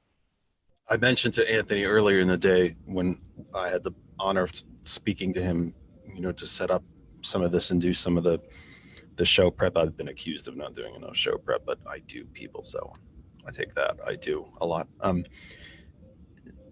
That the Conservative Prime Minister of the UK and more than on occasion bumbling numpty Boris Johnson himself said, I want to say it's about a month ago, that it will take, and I quote, Rooseveltian levels of policy and Rooseveltian style policies to fully bring the UK economy back from virus conditions that have been put upon it. And I think we have to remember, I happen to be in the group of folks. I don't think, while I fundamentally disagree with probably 99.9% of everything that this regime, the American regime, has done, I don't think you can blame the Trump regime for a virus. They didn't create it. Their handling of it has been completely missing, and a lot of it has been intentional. But they didn't create it. You can argue about whether they sort of saw it coming or more money in the testing, and we can go 1,000 different roads there. But when a conservative prime minister of a European nation who broke away from the EU says we need Rooseveltian style policies, then you know that they've worked. And there's someone who's literally looking back in their own history and knows what works. And that's why I say, and I love that we can disagree on this, God bless us all. That's why I say there are elements that still exist in this party who believe that as well. Don't give up on us quite yet. 6:36 on the eastern seaboard in the Commonwealth of Pennsylvania in the United States. We thank you all for being here. It is the 16th of August. Wherever you may be watching on Facebook, or if you are watching the recorded version of the program, we thank you very, very much. We happen to be live at the moment, but if you're watching the recorded version, we thank you as well. Our Facebook views have been between 2,000, 2,500 a week, and we're thrilled about that. If you are listening on Hot 101, thrilled to be part of the Hot 101 family. We're so glad that you are here, and I genuinely mean that. I know I say it a lot. I know it might sound, a bit pedantic that I go into it every half hour, but I mean it. Every single one of you that is watching or listening, you are valued, you're respected. We are glad that you are here. We wouldn't have a show without you, so we thank you for being here. Wherever you are on Facebook, it is our home group page, That Other Side of Information, where I will see your questions and or comments. I have not seen any questions yet, but there is a rather vigorous economic debate going on in the chat at the moment. It's That Other Side of Information. If you're watching at Our Revolution Pennsylvania or Lehigh Valley Progressive Network or anywhere of other 40 other sites, thank you. Hot 101 family, if you do not know how to listen to hot101.net, well, it's pretty simple. Go to the main website page, hot101.net. That sounds relatively familiar. You can also find the hot101.net app at the Apple App Store or the Google Play Store if you have an Android device. You can also find hot101.net through TuneIn Radio. And if you have a business, product, service, anything that you wish to promote on the show, you can do so. Please email us at thatotherkennedy@gmail.com. All one word, thatotherkennedy@gmail.com. I'm here with Anthony Downing, Melissa Rakestraw, Paul Prescod, and Ryan Bruckenthal, all talking kind of all things labor and union, but we seem to have branched into larger issues, and I will take responsibility for that. We broke into more political issues and some economic issues. But I'll try to redirect us, I guess, if I can, a little bit, because of your depth of knowledge in the labor movement and the attempts to restore, I guess, really, the labor union movement, or arguably even restart the labor union movement, depending on how you look at it. I'm not so sure that we're any better. I guess we're better, really, than the turn of the century into the late 1800s, 1900s, because there was no labor union before that, or labor movement before that. So at least we've had one. We know how to do it. Tom Hartman often refers to unions as democracy in the workplace. Let me just put a relatively general, question out there that we can riff on and discuss, generally speaking. He refers to unions as democracy in the workplace. Would you agree with that general assessment? Anyone who wants to jump in? I'll jump in first, I guess, because I've been a union member for about 25 years. And I know that the only way workers in my workplace have a voice is through our collective strength and our collective power. The post office at one time was like a cabinet part of the government, and workers didn't have collective bargaining. They did have a union, but it wasn't recognized as a collective bargaining agent. In 1970, postal workers walked off the job in the largest wildcat strike this country's ever seen, to demand that their unions be recognized and be given bargaining rights. You know, Nixon called out the National Guard to try to move the mail. They couldn't do it. They almost had to shut down Wall Street at that time because you didn't have the kind of electronic setup you do now. And finally, Nixon gave in and said, okay, you can have collective bargaining. And part of that deal was the fact that the post office then was removed from the federal government. And they said, you have to basically operate on your own. You're not going to be there for taxpayer dollars. So now I actually have a living wage job because I have a union in the workplace. I can work in a safe manner where I don't have to go out there and risk my safety to work faster because my boss wants me to finish faster and work in less hours. Now, I would have been fired a long time ago if we didn't have a union protection, because we constantly have bosses telling us, oh, well, we need you to deliver the mail faster. And when you do things faster, that's when you have more accidents and you're less accurate and you have more problems. So I've seen in practice how the union has shaped my workplace, my job, the collective voice of our workers. You know, our supervisors aren't paid a great deal of more money than we are. And actually, in some cases, if the rank and file workers work a lot of overtime, we'll make more than some of the supervisors. But our job is harder and riskier, right? And we have a lot more physical demands of our job as well. So we have a certain level playing field there. And that's only because we have a union. And I you know, I've lived it. So even if we don't look at history and other, you know, I can look at history too and give you a lot of examples there, but I can just speak as a postal worker. We only have a voice because of our collective strength in our union. And it's part of the reason why they're coming after us and they want to get rid of us, right? And they want us to be low wage workers. You know, you look at what they pay some of the Amazon warehouse people and the kind of schedules that they have to work, the brutal labor. And that's what they'd like to turn the post office into. And Trump might talk a good game that Bezos, you know, that he hates Jeff Bezos and the post office is giving Amazon too good of a deal on their packages. But Bezos would love nothing more than to see the parts of the post office sold off so he could buy parts of the network that would benefit him and allow him to expand his network and hire up, you know, the workers who are desperate for jobs and would take any job. So I'll stop. Tom Hartman also mentions on occasion that one of the reasons that the 75-year pre-funding was put into place is that the Postal Service at the time was planning on and quite ready to implement a plan to buy electric vehicles for all of the Postal Service coast to coast. Do you know anything about that, and that stripping them of that money and forcing them to fund the pension system so far ahead was literally taking the money that they were going to use to purchase electric vehicles that you would be using for your deliveries?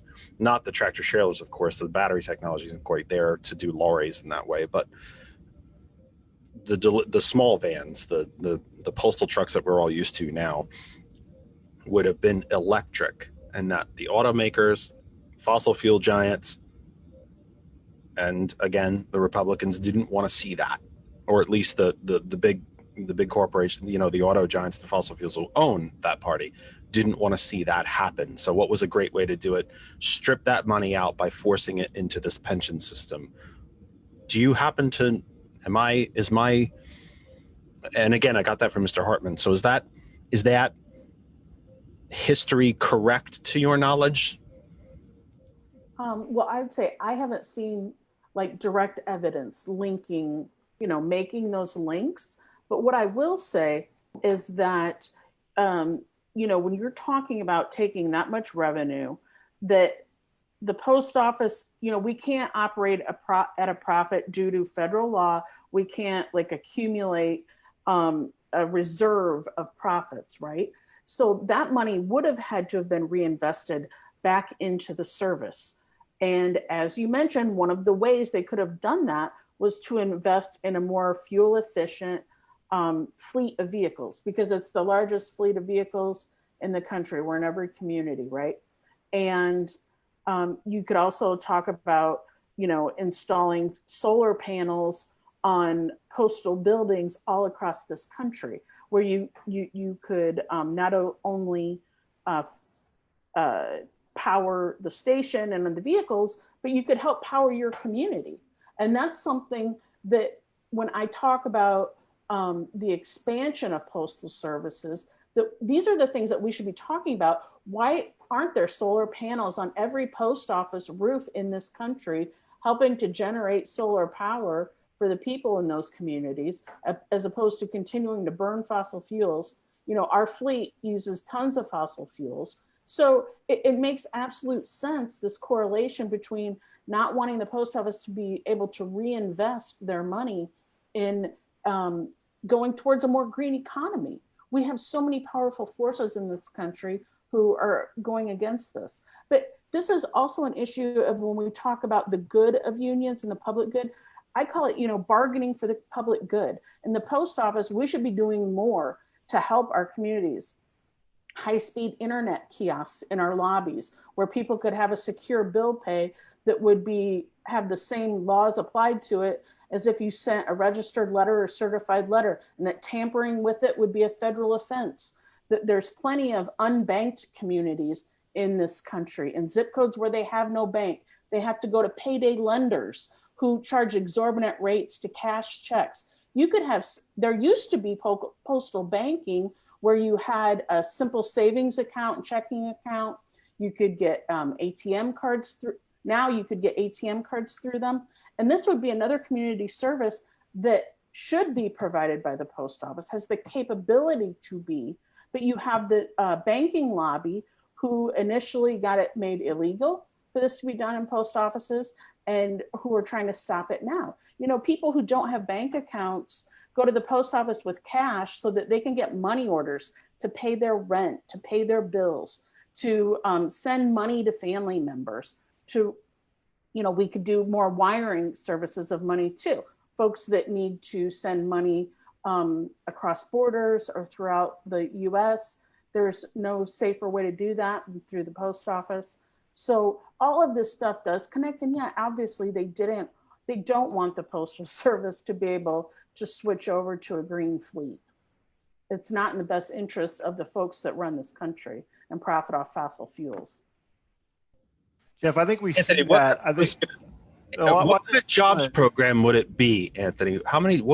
You can't give me a number, I know, because I'm asking you this question, right off the top of our heads, but what kind of jobs program would it be to take every post office in the country, or at least every, building that could handle it? And I got to imagine it would be most, if not all of them, and place solar panels on top of them. What kind of jobs program would that be?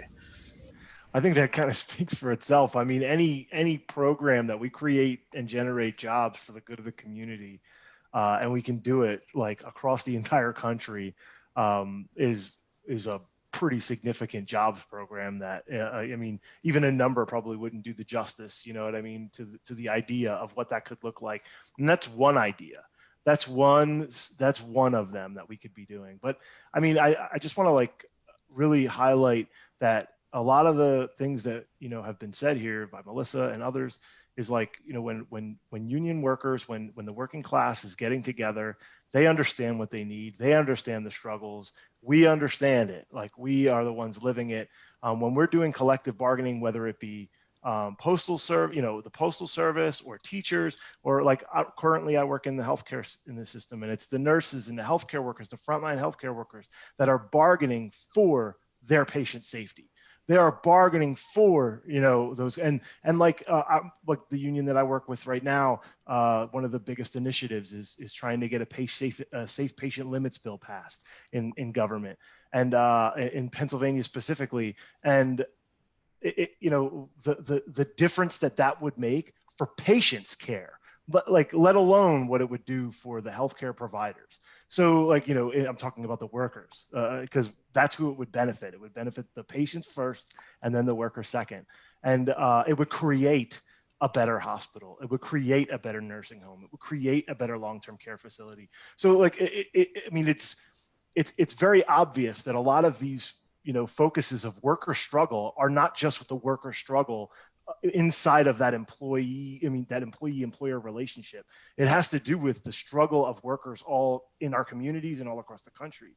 And when we can bargain for a value in the workplace that benefits the entire community, that's in another way of creating that cross worker, diverse, multiracial working class that we're talking about.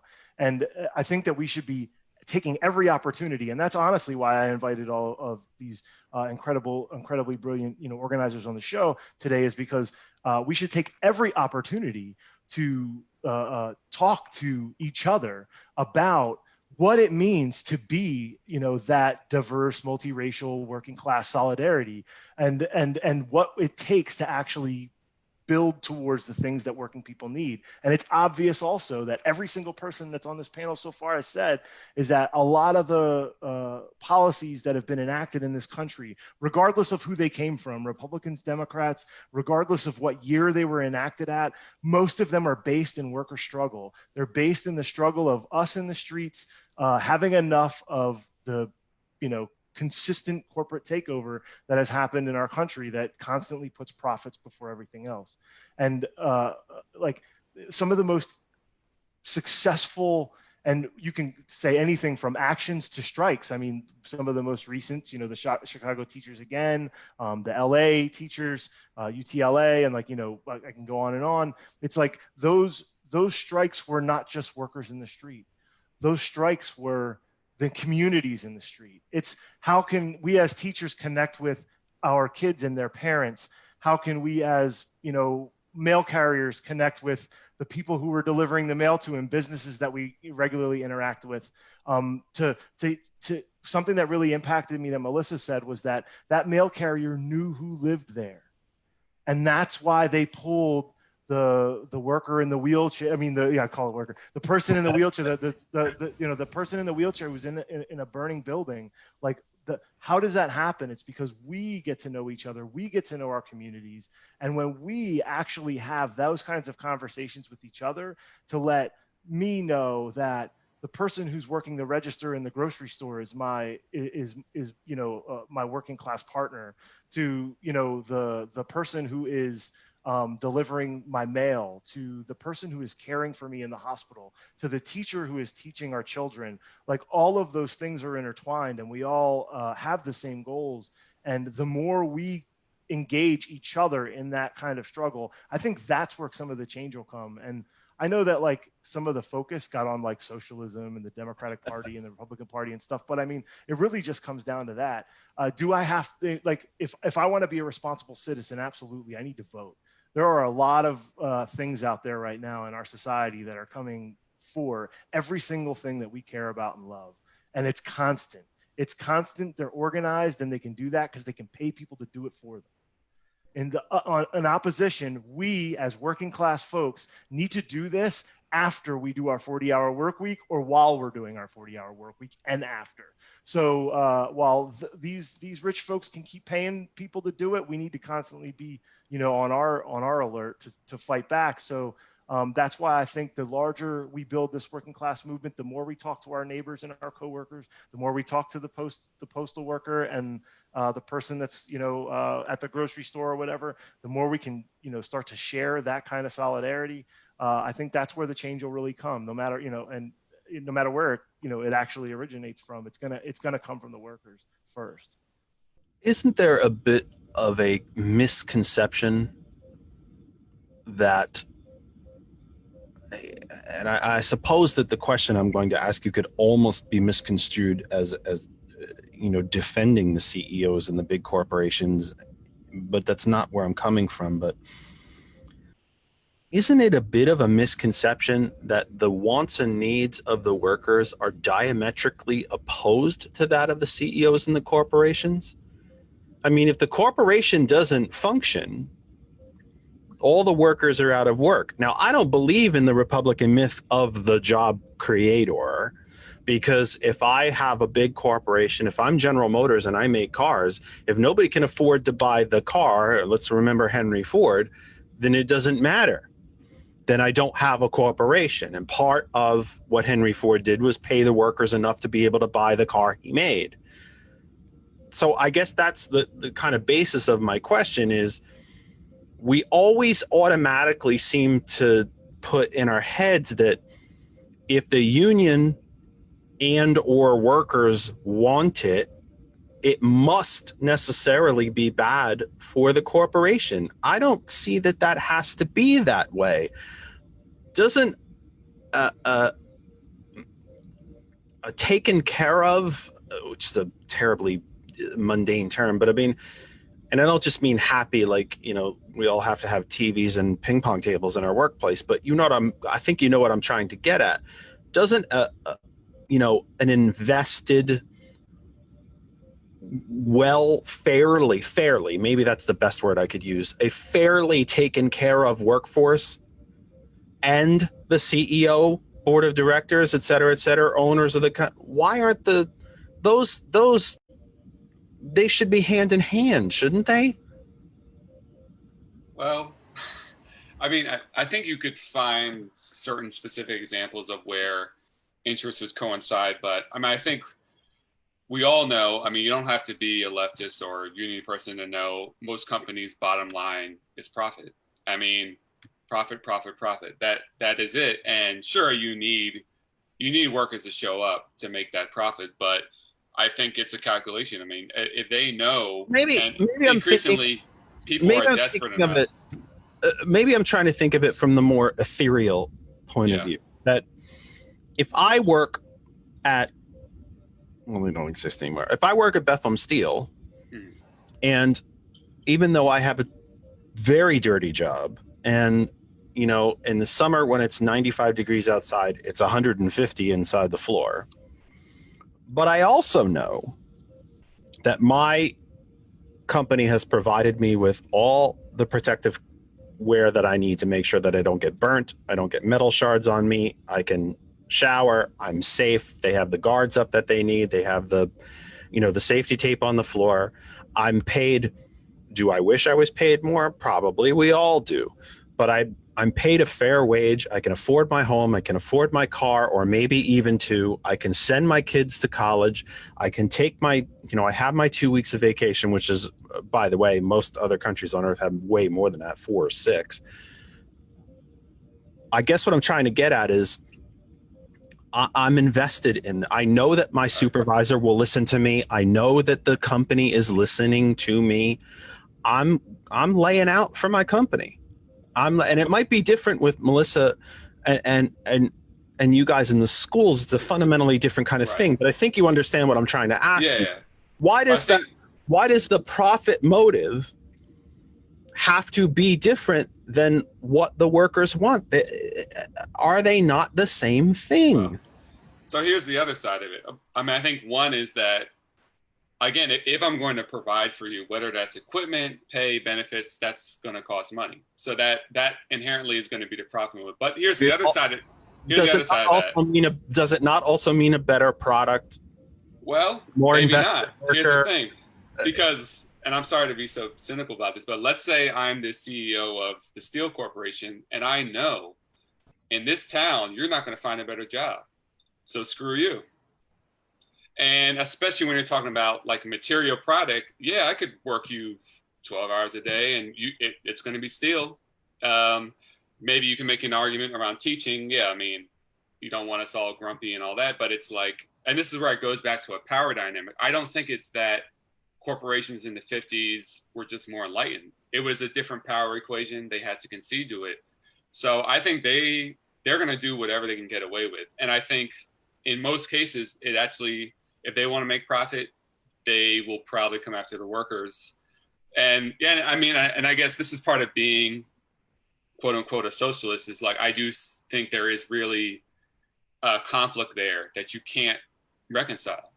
I mean, almost 99 things out of 100, what will profit the corporation almost always, again, you can find exceptions, but almost always kind of goes against what a worker would want. I mean, I wish it wasn't that way. It would make our lives a lot easier, but I don't know. I could make the argument that universal healthcare would take care of that, but that's a whole. Right. I actually did a whole show on healthcare, so that's a whole separate topic. If we Right. remove the healthcare burden from business, I think that I don't ask my question to be pie in the sky, and I am not. Yeah. I am not blind to everything that you just said. Right. I ask it as maybe it, well, you know what? I don't know. Maybe it is a little pie in the sky. I do not always understand. It seems to be an automatic default position that we find ourselves in. That if workers want it, well, then I'm against it as an owner or a business or a board of directors or a stockholder. And if the stockholders want it, then I'm automatically against it as a worker. I just don't think it always has to be that way. I just. And I'll say, I think there's many cases where, yeah, I do think there are many cases where companies are just like borderline irrationally like savage towards their workers.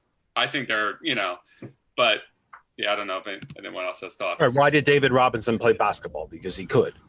Not necessarily because he enjoyed it, but because he could. Right. That's what, why are you attacking your workers? Because I can. Because I'm a billionaire and I can. But why? It just seems to me, again, I don't want to make it sound like a pie in the sky kind of question. It's not. Believe me, I'm not blind to any of this. I've never been in a union, and I have suffered, except for, well, yeah, it's kind of, except for where I work now. I've never, that's never been a benefit to me that I have not been in a union. A union would have benefited me literally every single place I've ever worked anywhere in my life, period. So I'm not blind to it. And like I said, this is not a rainbow and unicorns question, but I do think certainly from the board, from the corporate boardroom down, if a worker wants it, it must be bad. And I just don't see that it has to be that way. One of the things, Jeff, that I remember being spoke about when I was a shop steward on the floor of a factory is simple. Like it was kind of a said in jest, but those things that are funny because they're true. And it's like the workers are constantly through the process of collective bargaining and being a union member and having that voice in the workplace, democratically, are the ones teaching the managers, administrators of the facilities to run better, right? And a lot of times it is the workers who know exactly. I can guarantee you that the healthcare workers in these hospitals know exactly what their patients need, and they know how to get it.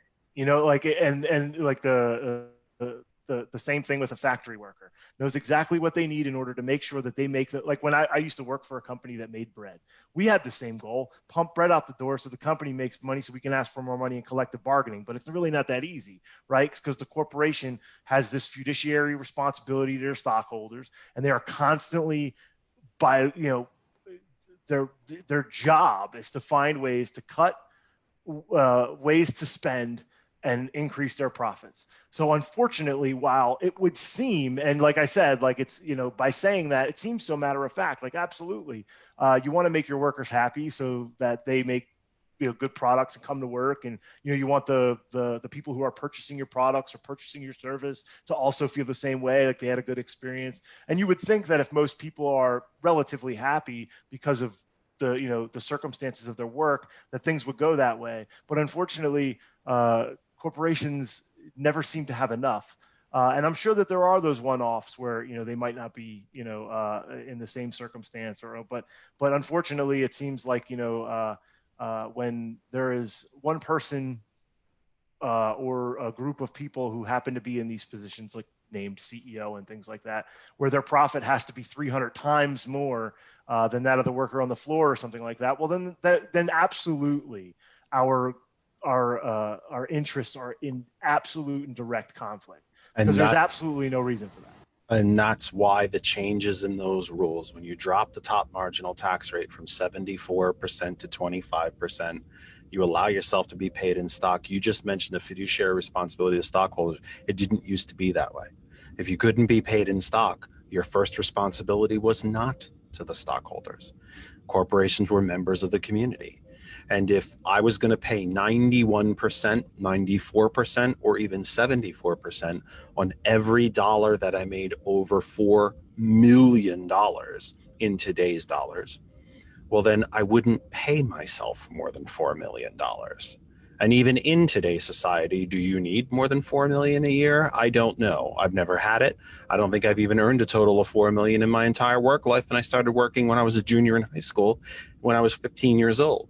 So I think that's exactly the point.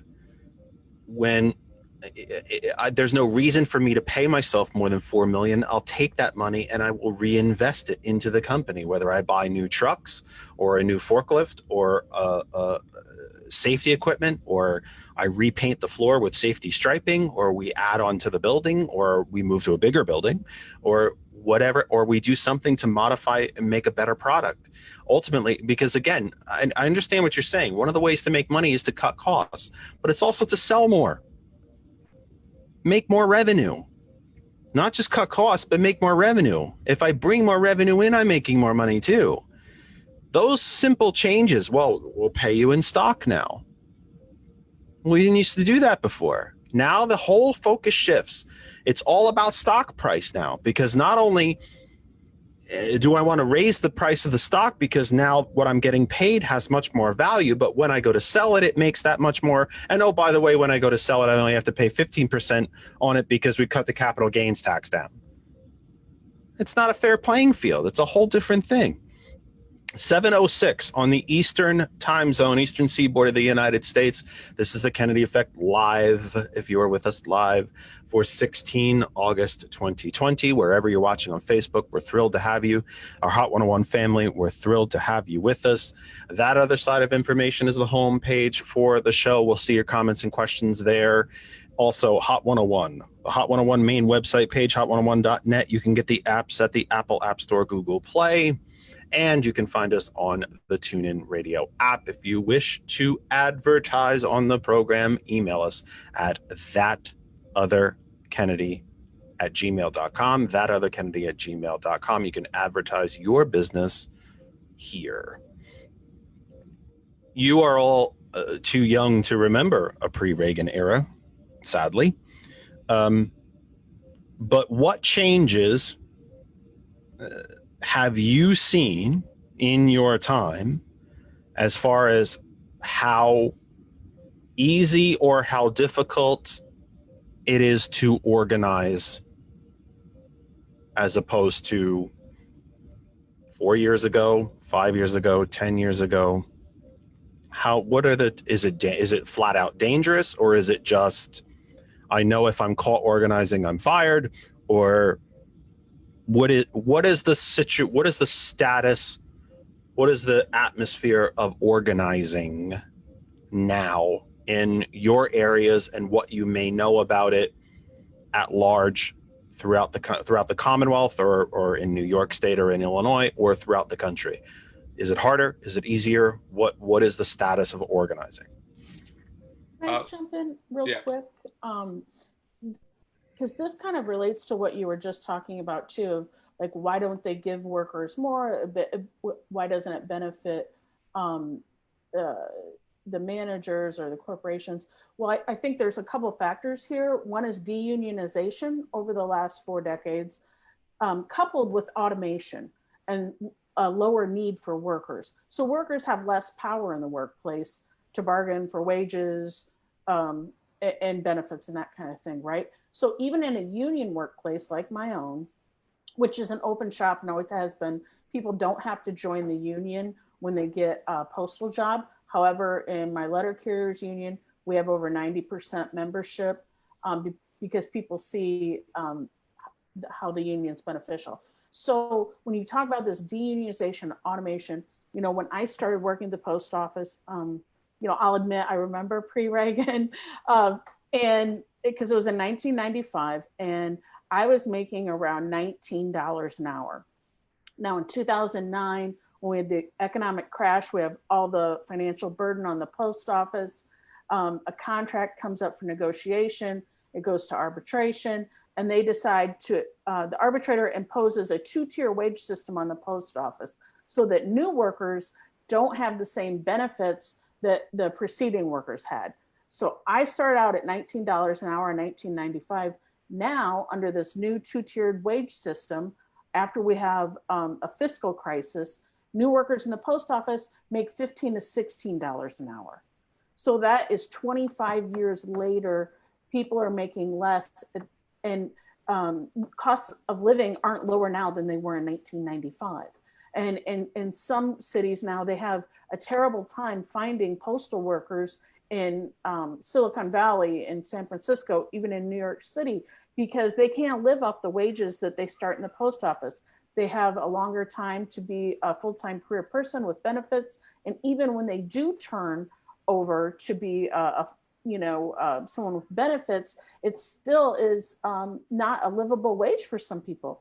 So it does impact our ability even to organize our coworkers, because you're pitting workers against each other. The new folks feel like, well, gee, I'm being pressured to work faster than these people who've been here all this time.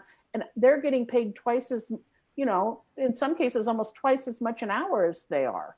So you have a schism there where workers are like, well, gee, what's the union doing for me? It's another way to drive a division in workers, which we see over and over and over again. And, Jeff Bezos is on the verge of becoming a trillionaire because he's been able to undercut the market. And it's not, look how he's benefited by the way he's treated his workers. It's by having low wage workers in his warehouse who are contracted out, who are fired at the drop of a hat and replaced by somebody else. So it fits in perfect with the austerity plan where he doesn't get taxed and the workers get paid. We're going to make up for the loss in taxes by cutting social programs and lowering workers' wages. And that's what we have as a result of our capitalist system, regardless of what we may think makes sense. The competition of the capitalist market dictates that this is how it moves and how workers take more and more of the burden while profits increase. Gentlemen, how about your thoughts? How has organizing different than perhaps when you started? One thing to add to that, I mean, there's a lot that could be said, but the huge growth in independent contracting, that's a huge problem we got to get a handle on, because more and more businesses are classifying or misclassifying their workers as independent contractors. And by doing that, you get around a lot of labor law. You also get around allowing your workers to unionize. And it also kind of creates this like fissured workplace where people don't even recognize themselves as workers, like as a working class person. And it's a real barrier, and it's growing exponentially. You see this everywhere, whatever industry you want to talk about, this independent contracting thing. Doesn't mischaracterizing them almost imply that it's a mistake? It's not a mistake. Right. Yeah. I mean, classifying someone who really shouldn't be, it is, I used to substitute teach in charter schools, and I was an independent contractor. It's like, I mean, it's just BS thing they can get around. So that's, and that's partly a labor law issue. But again, it's, one thing about labor law, it's important, but basically almost every pro-labor law we've gotten has come through workers breaking the law first to get it. Public sector workers, including teachers, used to not be allowed to strike, and they got that law by striking, So this kind of goes back to the power equation. Along with this, and again, my point here is not to end saying this is why we need to vote. Here's one of those things where Trump is very dangerous. A lot of people aren't thinking about is the National Labor Relations Board, which is supposed to be something protecting workers. They've made so much progress destroying labor law in 4 years. It's really scary. Not a lot of people are talking about it. I've been telling people lately, I'm almost a single issue voter at this point, NLRB. And again, I don't really think Biden loves unions, to be honest, but he at least, I think, would appoint some better people to the labor board. And some of these decisions around independent contracting come through the labor board. But again, it goes much beyond voting or the law. This is something that unions have to take seriously. Ryan or Anthony, anything out on organizing? Yeah. How have you seen a change in organizing? Is it, I can't assume that it's better, but I don't want to put words in your mouth. Is it easier than it was? Is it harder than it was? Is it dangerous? Is it not? Is it, what do you, is it harder, even if I might be so bold as to add to the question, is it harder to organize, not just from the boardroom down, but as Melissa mentioned, if I can, kind of build on her statement a bit, do you have a harder time making the case for a union even? What's my benefit? What am I getting out of it? I don't see it. Why am I doing this? What are you trying to, I don't want to say what you're trying to sell me, but you understand, I think you understand what I'm getting at, but is that harder in the organizing part, or is it just pressure from the top down and, ignoring the the NRLB because they're ineffective, or, not even mentioning OSHA? We could probably talk about OSHA for Anthony, and I could probably talk about OSHA for weeks, but it's just, tell me about organizing. Yeah, I have only been a teacher for 3 years now. And so, my comparison is not going to be practically to like what it was like on the job 10 years ago. I can only speak from the way that I've experienced the last 3 years, and then comparatively, historically, to the things that I've read about or witnessed before I was a teacher. I will say that the past 8 years has been one of working class struggle and increased struggle. And it's ironic, given that you've laid out union membership and density decreasing over the past couple decades, but really the past decade, I would say, certainly the last 2 years especially, we have seen an uptick of strike activity and of working class militancy. I would say this started, to my mind, with the Chicago Teachers Union strike in 2012 that was spoken about earlier, reintroducing, first and foremost, that strikes are effective tools of the working class to fight for our collective interests.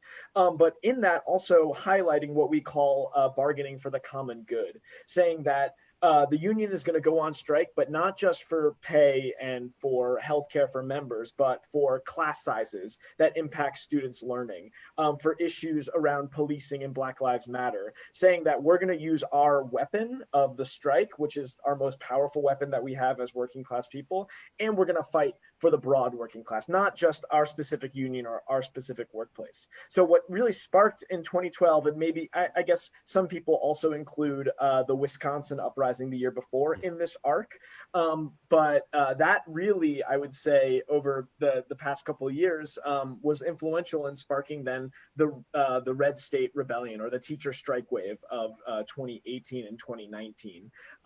Educators, again, seeing themselves as, in addition to teachers in the classroom, but workers and union members who have this strike weapon that they can use against And community members. Yeah, and community members, exactly. Being able to use their strike weapon.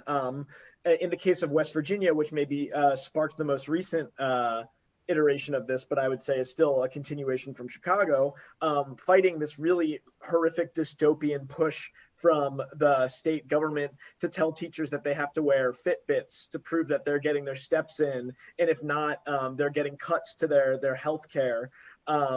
And so the teachers are like, hell no, we're paid dirt, and that's completely insane. We're going to go on strike. And furthermore, we're going to bring the bus drivers, the cafeteria workers, the students, the parents on board with us.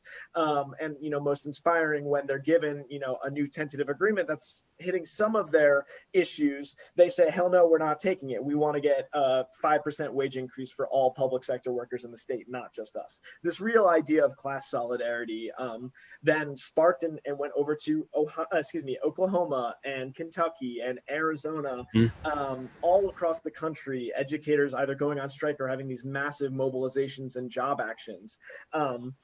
So I guess to bring it home, this makes it really easy for me as a building representative in my school to organize my coworkers, because there are really practical examples of unions being relevant in all of these instances, and where we can start using, the job actions that maybe people would have been scared about talking about 10 years ago, but now we can show West Virginia teachers shut down the entire state. We're able to win 5% wage increases for all public sector employees. Los Angeles teachers went on strike and were able to get smaller class sizes, a librarian and a nurse in every school, and we're able to get immigrants' rights liaisons in the schools to be able to help parents if they're being targeted or attacked by ICE.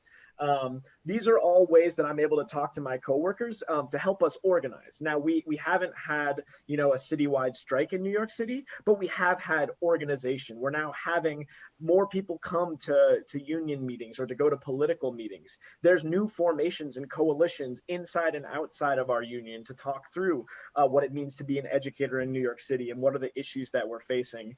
And so most concretely, in the past 6 months, this has enabled us to organize in order to shut down the schools, given the threat that COVID-19 gave us. Our mayor said, sorry, we see this really scary virus occurring all over the country and world, but we're not going to be able to close the schools, because then, what are the kids going to do? What are the parents of the kids going to do? Which, is a fair point. We don't have a robust social welfare state and other places that we could send these kids and, provide the services that schools are, burdened with providing, not just education, but healthcare and mental health care and lunch and breakfast, all of these things.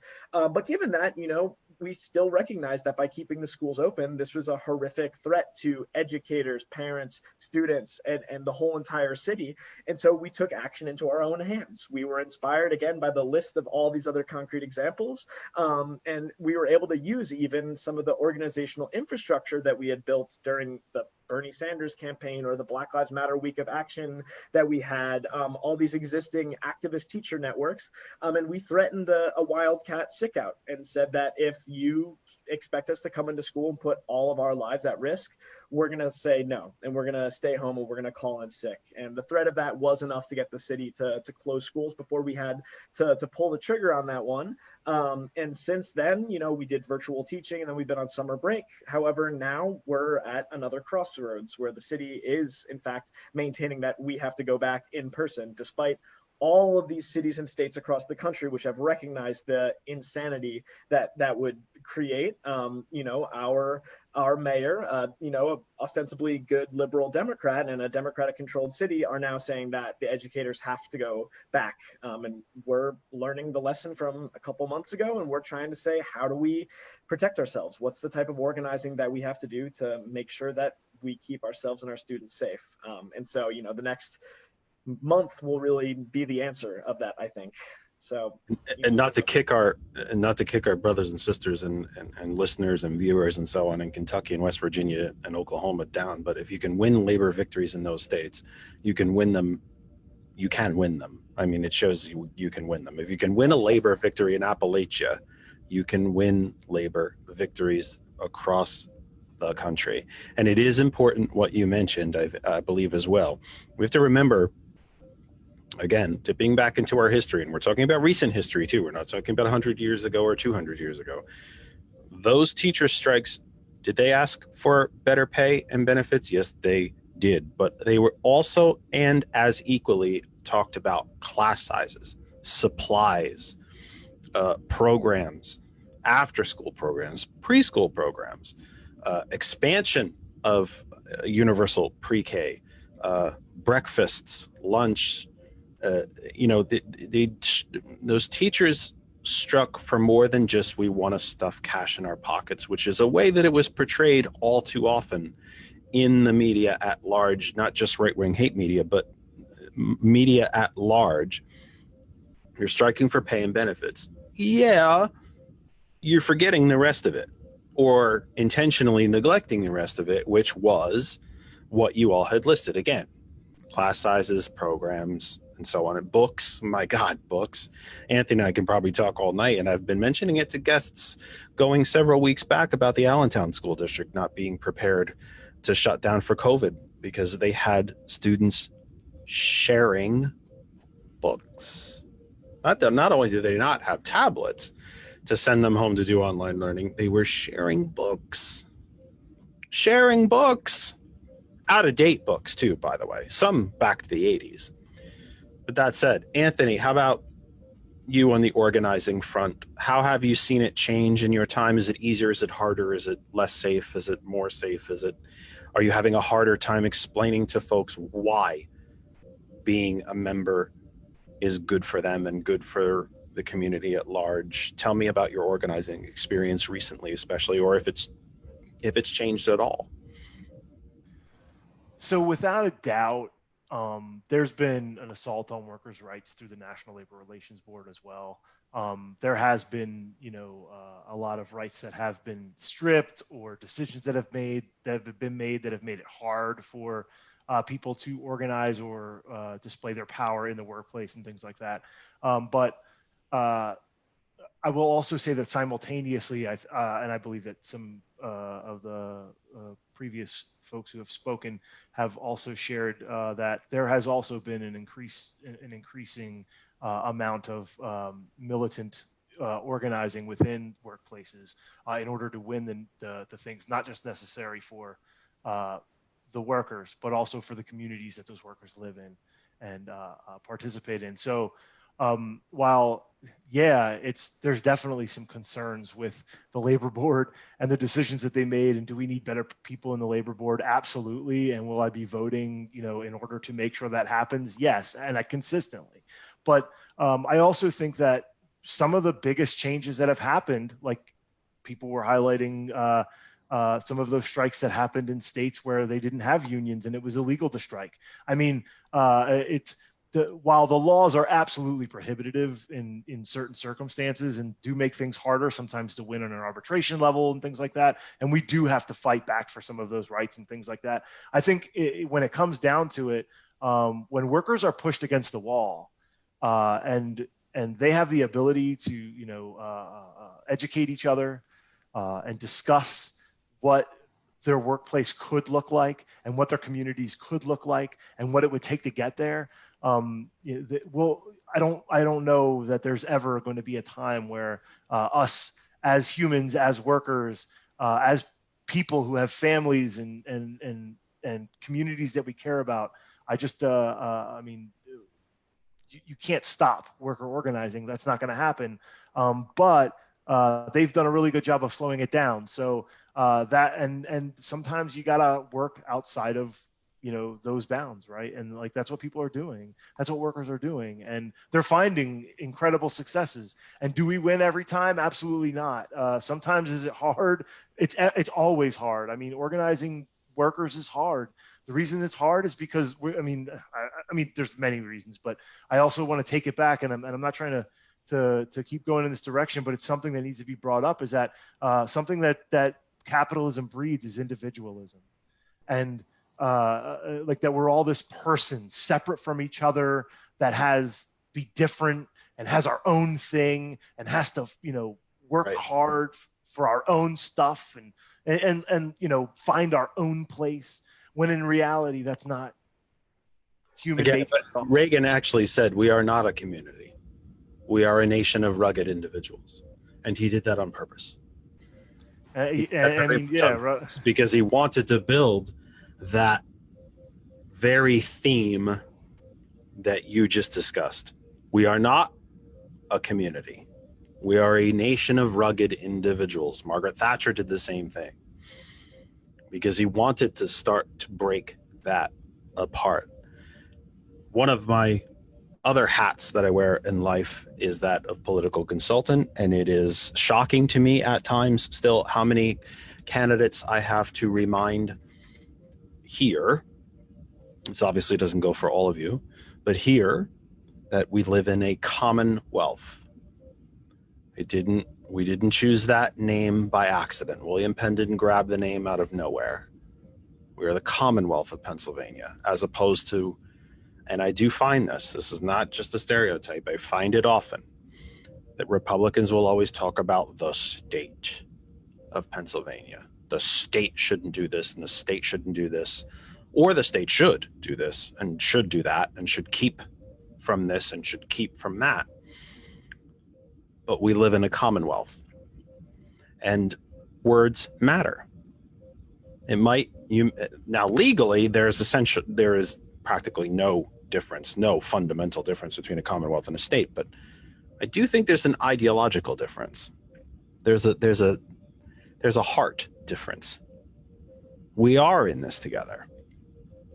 We are in this together. When you go in your house or you go to your church, it's none of my business. Truly, it's none. But if your house is on fire and you live next to me, you're damn right it affects me. That's community. If we live right next to each other and you flood, I probably flooded too. So we are a community, aren't we? We're not a nation of rugged individuals. It doesn't mean I have to know all of your business. I don't need to know what you had for breakfast, lunch, and dinner. I don't even need to know what church you go to. I don't need to know what books you read. I don't need to know what music you listen to unless we decide to have a conversation and share those things. But we are a community. We contribute through our tax dollars into the police, fire, EMS, the roads, the waters, the power, the schools, the military, the colleges and universities, and we are a community. I don't know why that has become such a, and maybe that speaks for my earlier question about why is it such a radical idea to think that that the boardroom and the shop floor can work together, because we're not rugged individuals. We're individuals in certain part of our lives. Even the founders wanted it to be that way. Again, the individual right to worship or not worship for that matter, but we are a community. We contribute into the pot to pay for things that individuals cannot do for themselves, among which, the common defense, fire, and so on. So that's my rant there. We're at the bottom of the hour, of the third hour, believe it or not, with all my guests. So honored that everybody is here and sharing their expertise, their knowledge, their passions, their history, and so on with us at 7:30 on the Eastern Seaboard of the United States. This is the Kennedy Effect live for August 16. Wherever you're watching on Facebook, we're thrilled that you're here. That other side of information is where we will see your comments and questions. I'm actually going to put the phone number up pretty soon. And for our Hot 101 family, thank you for listening. Thank you for being here. And thank you for allowing something different with all the great, wonderful, brilliant music and DJs that are on Hot 101. And I have to thank DJ Lexus and DJ Earl for helping get us established on Hot 101. For all the wonderful music that's there, I'm thrilled to bring a little bit something different to the Hot 101 family. We're glad that you're listening. You can listen to Hot 101 at the main website page, hot101.net. You can get the apps on the Apple App Store and Google Play. If you have an Android, just search for hot101.net, and also through the TuneIn Radio app. And if you wish to advertise on the program, please email us at thatotherkennedy@gmail.com. Thatotherkennedy@gmail.com. I have to get going. Sorry about that. No, please. Thanks so much for having me. Ryan and Paul, your contributions and your time here have been absolutely invaluable, especially at a late notice. Again, I'm blaming Anthony for that, not me. I'm washing myself for that one. So, listen, guys, the door is open to you. Every guest that has ever been here, every caller that has ever been here, the door does not close. You are always, always welcome here. Another one of my hats is Chief Strategist for Our Revolution PA. You are always welcome to join us there as well and share your experiences. Even though, Ryan, you're in New York, don't be afraid to dial in and chat with us occasionally. In fact, I will be on an Our Revolution Zoom call after the show ends. But please, gentlemen, please don't be a stranger. I'm going to search your names on Facebook, by the way. We'll connect there after. But please don't be a stranger. The Kennedy Effect is open to you. I hope that you will come back and visit us again because these issues we didn't solve them and we're not going to. And they will continue to be issues. And I hope that you will come back and see us again and again. I mean it. I truly, truly mean it as sincerely as I possibly can be. 2.5 hours on a Sunday night. I'm beyond grateful. I truly am. And heck, let's just make it very, very simple. You're in the classrooms. I mean, thank you for that. Even if we weren't talking about any of this really, really heavy stuff, just thank you for what you do every day. Thank you for being in the classroom and for caring enough to be teachers in the first place. I went to college to be a teacher until Mr. Reagan decided I had enough money. Mhm. You don't get any more. You loaned it. You loaned all you were allowed to loan, even though I had 1 year. I'm 1 year short. That's it. I was 1 year short. And when I went to loan my money to pay Moravian College for my senior year, the federal government said you can't have any more. You maxed out. Mm. Well, how am I going to pay for this? Well, you could go to work. Right. I went to work part-time. And the instant I dropped down to be a part-time student, my loans came due. So what did I have to do then? Went to work full-time and never finished. That's how it Because works. Mr. Reagan decided you had enough money. But anyway, gentlemen. There goes Reagan again. I know, you blame me. But I want to say, He was a union man. Paul and Ryan, before you leave, I know you have to go, but before you leave, any last thoughts that you want to leave us with before you have to sign off? Well, I'm actually going to stay for like another 20 minutes. I think Melissa has to go. Oh, does you have to, Melissa? I do. Sadly, I'm supposed to be on a postal organizing Oh. Zoom meeting All right. with activists from across the country. So just a last couple of things Last thoughts now. for those that have to leave us. Last thoughts. Floor is yours. Right. The delays that are happening are real. They're being imposed by the new Postmaster General, who is a crony of Trump's, a big Republican National Committee donor. Yes. And he's a mega donor, absolutely. He has $30 to $70 million in stock in XPO Logistics, which is a contractor for the post office and a competitor. So he stands a lot to gain by funneling money to his former company. And so he's intentionally delaying the mail because Trump has made it very clear he wants to stop mail-in voting in areas where he thinks it's not going to be beneficial to him. You know, the post office handles billions of pieces of mail every year. Extra mail ballots are not a problem for us to process. We have no problem processing everybody's tax returns, and more people pay taxes than vote. So the post office has the capacity to process everyone's votes, but we're being kneecapped. So if you'd like to join in the fight, we have a Facebook page that's called Save Our Postal Service. I put some of this info in the comments of the live feed on your Facebook page. Thank you so much. Yeah, and you can also text USPS to the number 50409, just the letters USPS, and you'll get confirmation text back, and that allows you to sign on to a letter to both of your senators and your congressmen saying that the post office should be included in stimulus funding. We need funding to help compensate for the losses due to COVID-19. And also that the mail delays have to stop. This is what is included in that letter. And the other great resource is a page, a web page that's called usmailnotforsale.org. And they have news on there, updates, links to info about what's going on, ways you can get involved in your community. I've been so inspired to see folks outside of this new Postmaster General's condo in Washington, D.C. Friday morning, protesting, telling him to stop attacking the post office. And they were also outside his Greensboro, North Carolina home on Saturday morning, demanding the same. And we're going to need these kind of direct actions across the country at post office, at senator's office, at congressman's office, because we cannot allow them to steal the People's Postal Service. It belongs to all of us. And it's worth fighting for to save. So thanks so much, Jeff. I really appreciate you having me here. It's been a great conversation. I appreciate everyone's input. And, I just want to say end by saying, the labor axiom, an injury to one is an injury to all, is always a good principle for all of us to follow. And eventually that's how we're all going to win. So thanks a lot. And I hope you guys continue on, and hopefully we'll keep in touch, and I'll talk with you guys again later. Thanks, Melissa. Thank you, Melissa. And don't be a stranger. Please come back again and see us again, and stay safe out there. Paul, the floor is yours, sir. Last thoughts. Yeah, I mean, I'll just echo that. I mean, there's a lot of issues, but right now I kind of see this as the emergency fight. And yeah, however you can get involved. In Philly, we have teams of people flyering customers at post offices about the mail delays.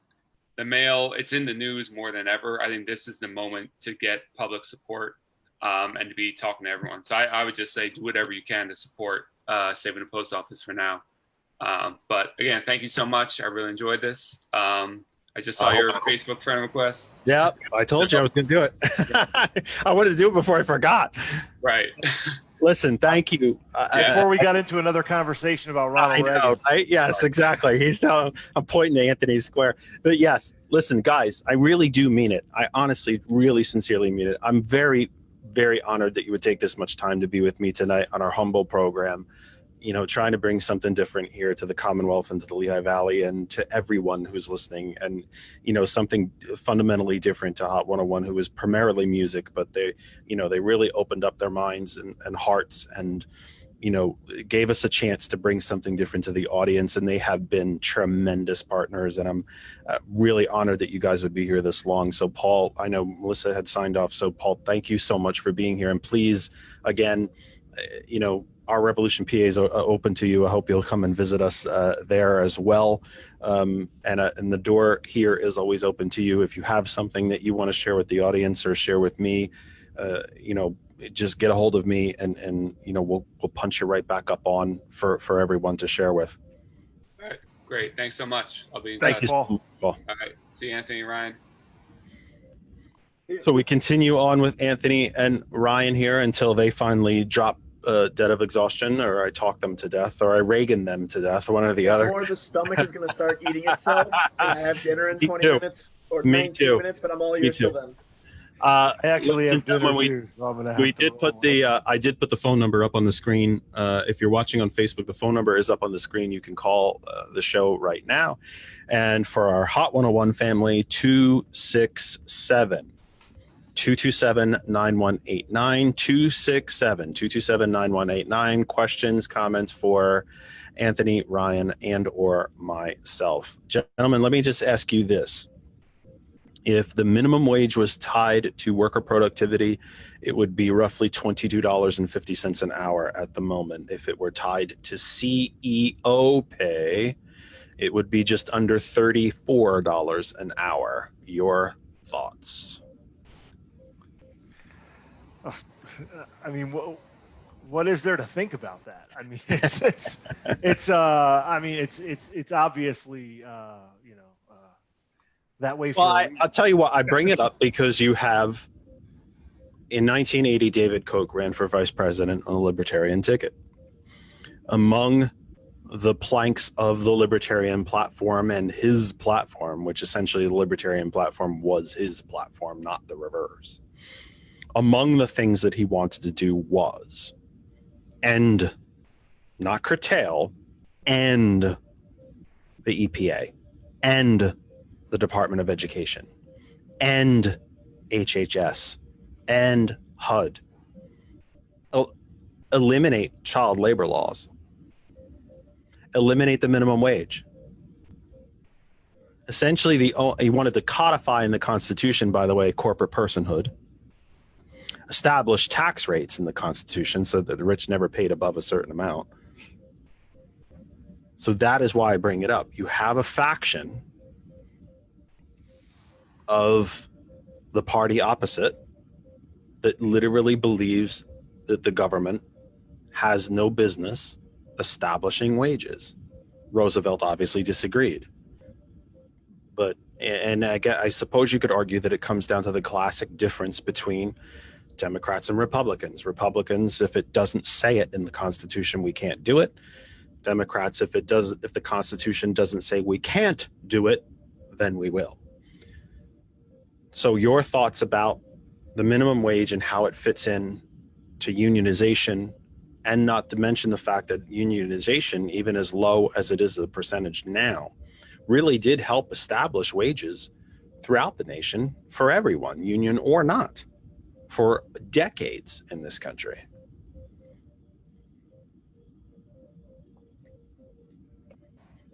I can go first if you want.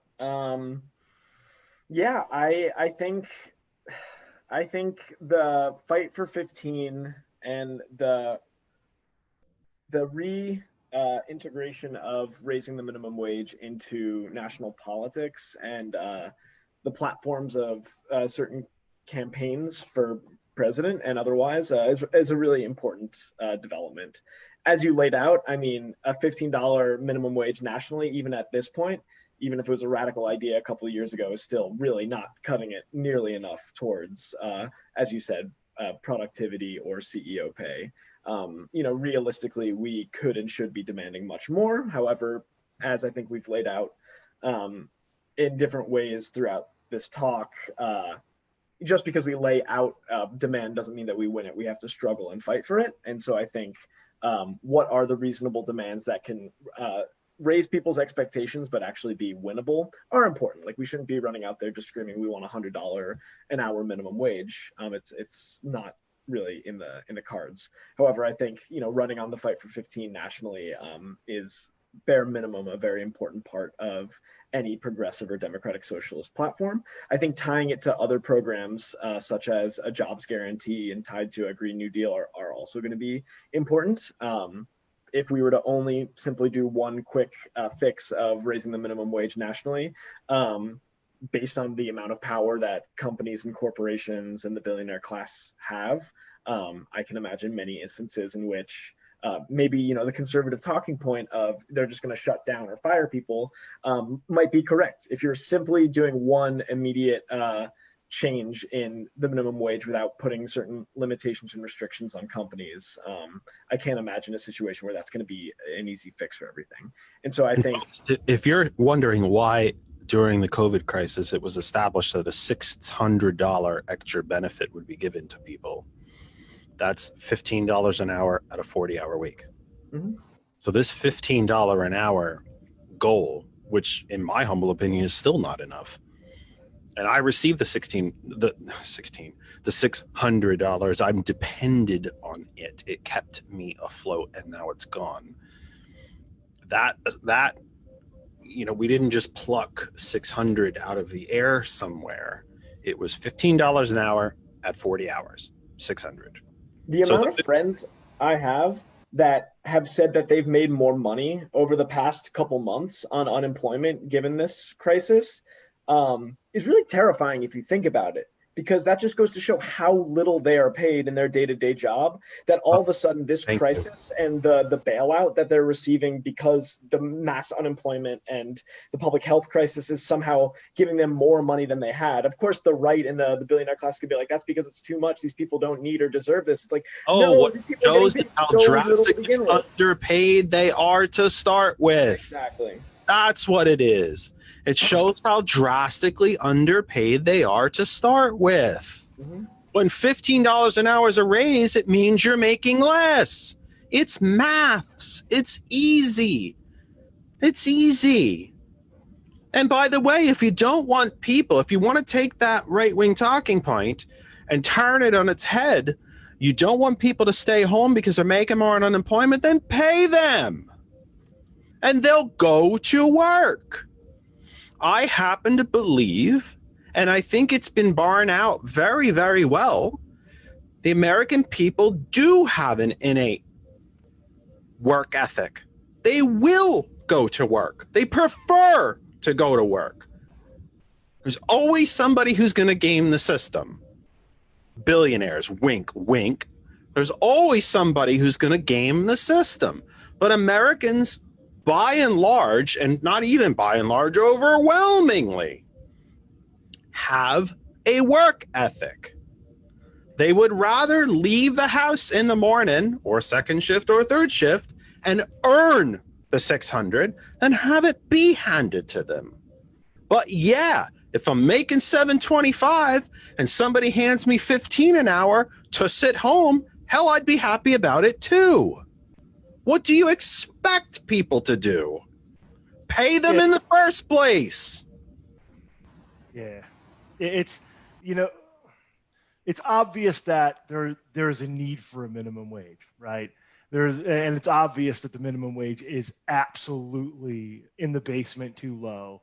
And we've already covered like what it should be and what an attainable goal is. And actually even, you know, the $600 has like, you know, fallen into that category as being the right, you know, amount or something like that to keep people afloat. So I mean, I guess the original question, I mean, like, because my union specifically has absolutely taken on the fight for 15, and you can see, and I work for a healthcare union, and that means that there are healthcare workers, workers that are caring for you when you're a patient, when you are sick, who are not making that much money. That 15, I'm talking about $15 an hour. There are a large amount of. If when you're in the hospital, chemo, dialysis, me, kidney stones and migraines, if the person across from you, you don't think they're worth more than $15 an hour at that moment, I mean, good Lord. They're keeping you alive, literally keeping you alive. If you don't think they're worth more than 15 at that, or you don't think yourself that you are worth more than $15 an hour, and they're the ones keeping you alive, literally keeping you alive. They're not just making you more comfortable or helping you change the channel on the TV. They're keeping you alive. And I mean, and it's not like we're not paying enough for them to be paid well. I mean, if anybody looks at our healthcare system or our insurance, or paying for insurance, or paying for co-pays, or, you know, all of the extra fees that come with healthcare. I mean, it's not like obviously we're not paying, you know, enough as consumers in that. Like, we're got to be called consumers in the healthcare industry. We have to be like, instead of, you know, patients, we're called consumers, and they work off of things like productivity instead of, you know, levels of care. So like, if everything is so profit driven, obviously a minimum wage is necessary if we're going to be talking about providing people with the opportunity to make at least enough to, you know, live on a job. And it's definitely discouraging to know that there are, you know, groups of our country that are against something like that. But I mean, they're one and the same. Like, the $15 an hour fight is a union fight, is a worker fight, is a, you know, is a fight period for working people.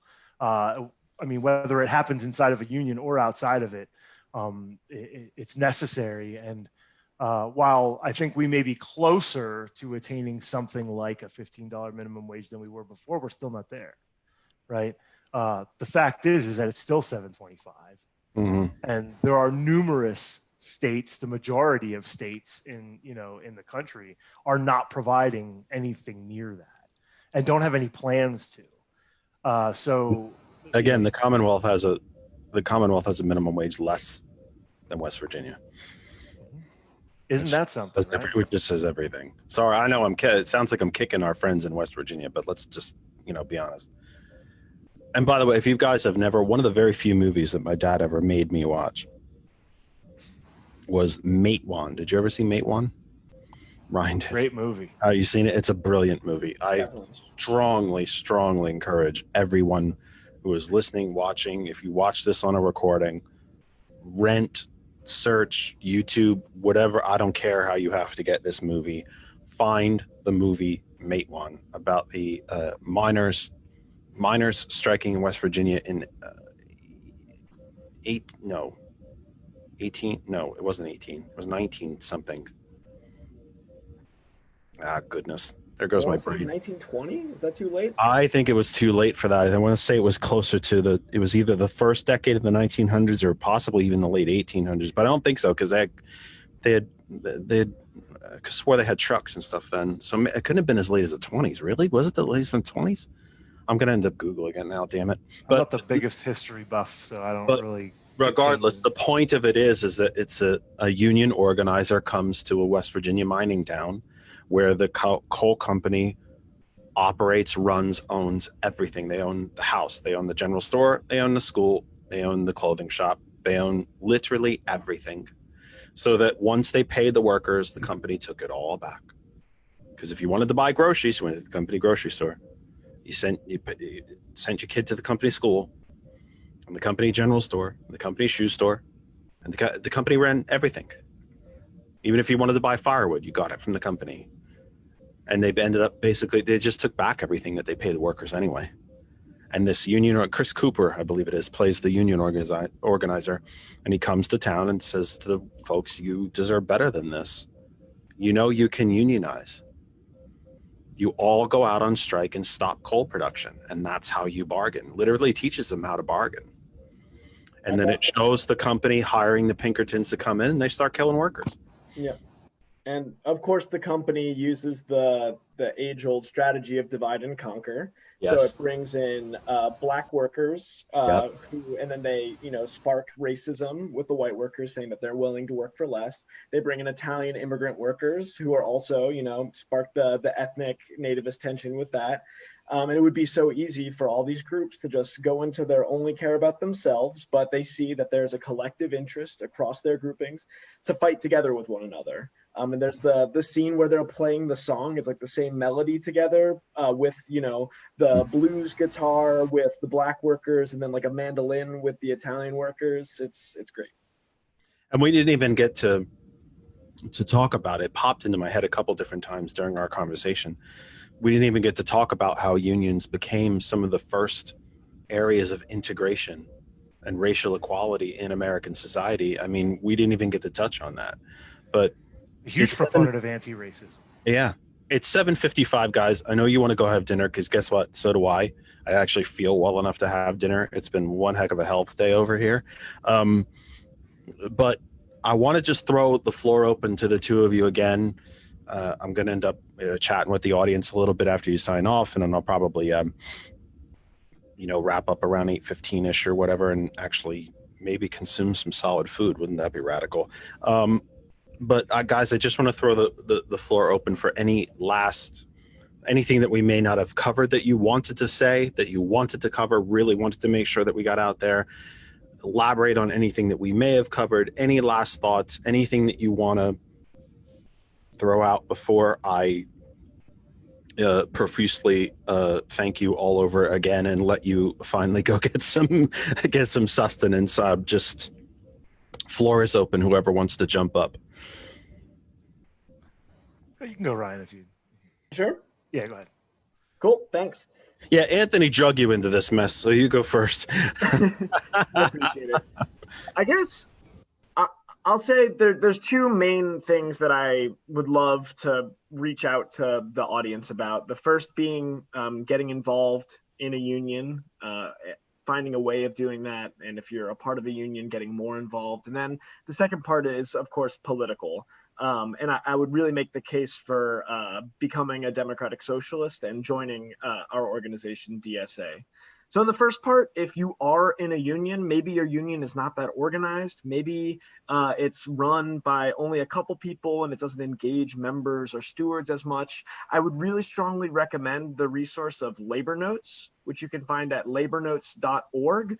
They have a multitude of resources for finding ways of reforming, building, organizing your union from the bottom up, whether it's articles or doing trainings. They have trainings all over the country for everyday union members to organize and to be empowered to see that the union is us as workers, not necessarily just the people in the union office, but all of us collectively. So I'd love for you to check out labornotes.org. And even if you're not in a union, those resources might be what you need in order to do a union drive at your workplace or to help workers in your local area.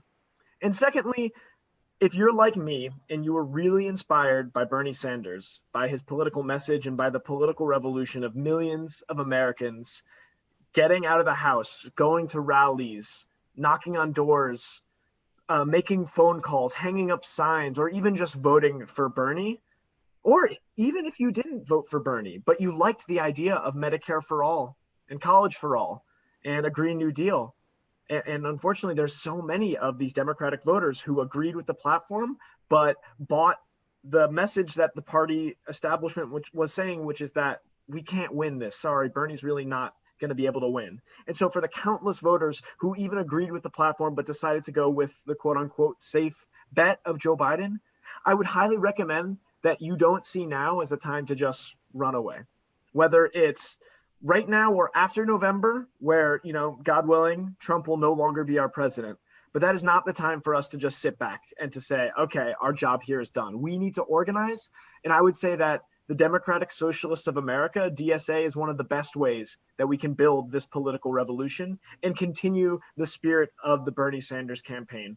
Right now, we have 70,000 members across the country, but my money is on by next year us being upwards of 100,000. There are so many of us, and we ourselves can be the ones to run for office, to reform our union, to keep a campaign for Medicare for all on the table so that we can push a Biden administration, so that we can push a Kamala Harris administration, so that we can run our own candidates down the line and to take over the White House and to take over Congress and the Senate. So if you're in any of those camps, or even if you're just interested, please check out dsausa.org.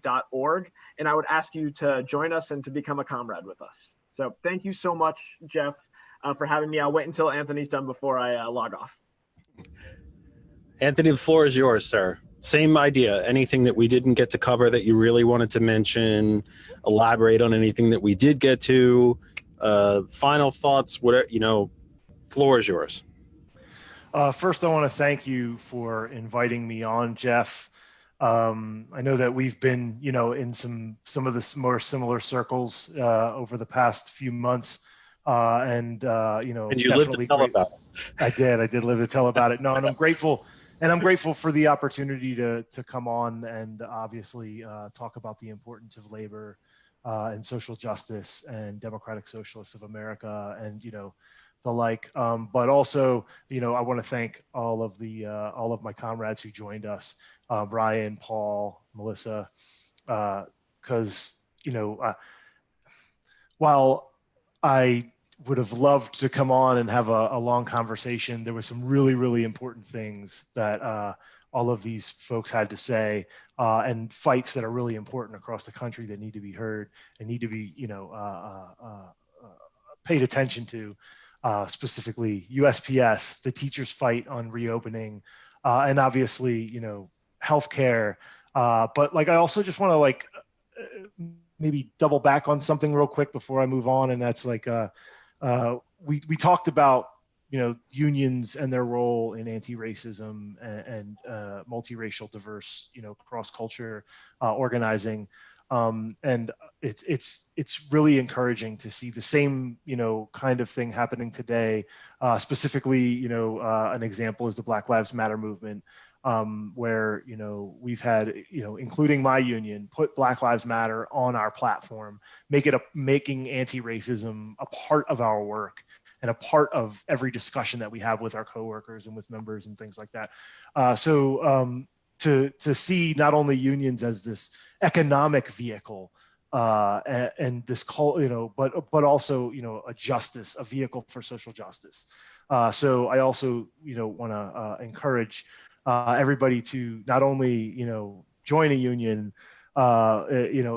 form a union in your workplace, talk to your coworkers about what your workplace would look like if you had a say, if you had the opportunity to sit across the table from your employer and make some decisions together about what would be fair, and being able to stand up for those things, and when you feel like you're being pushed around, and do it together.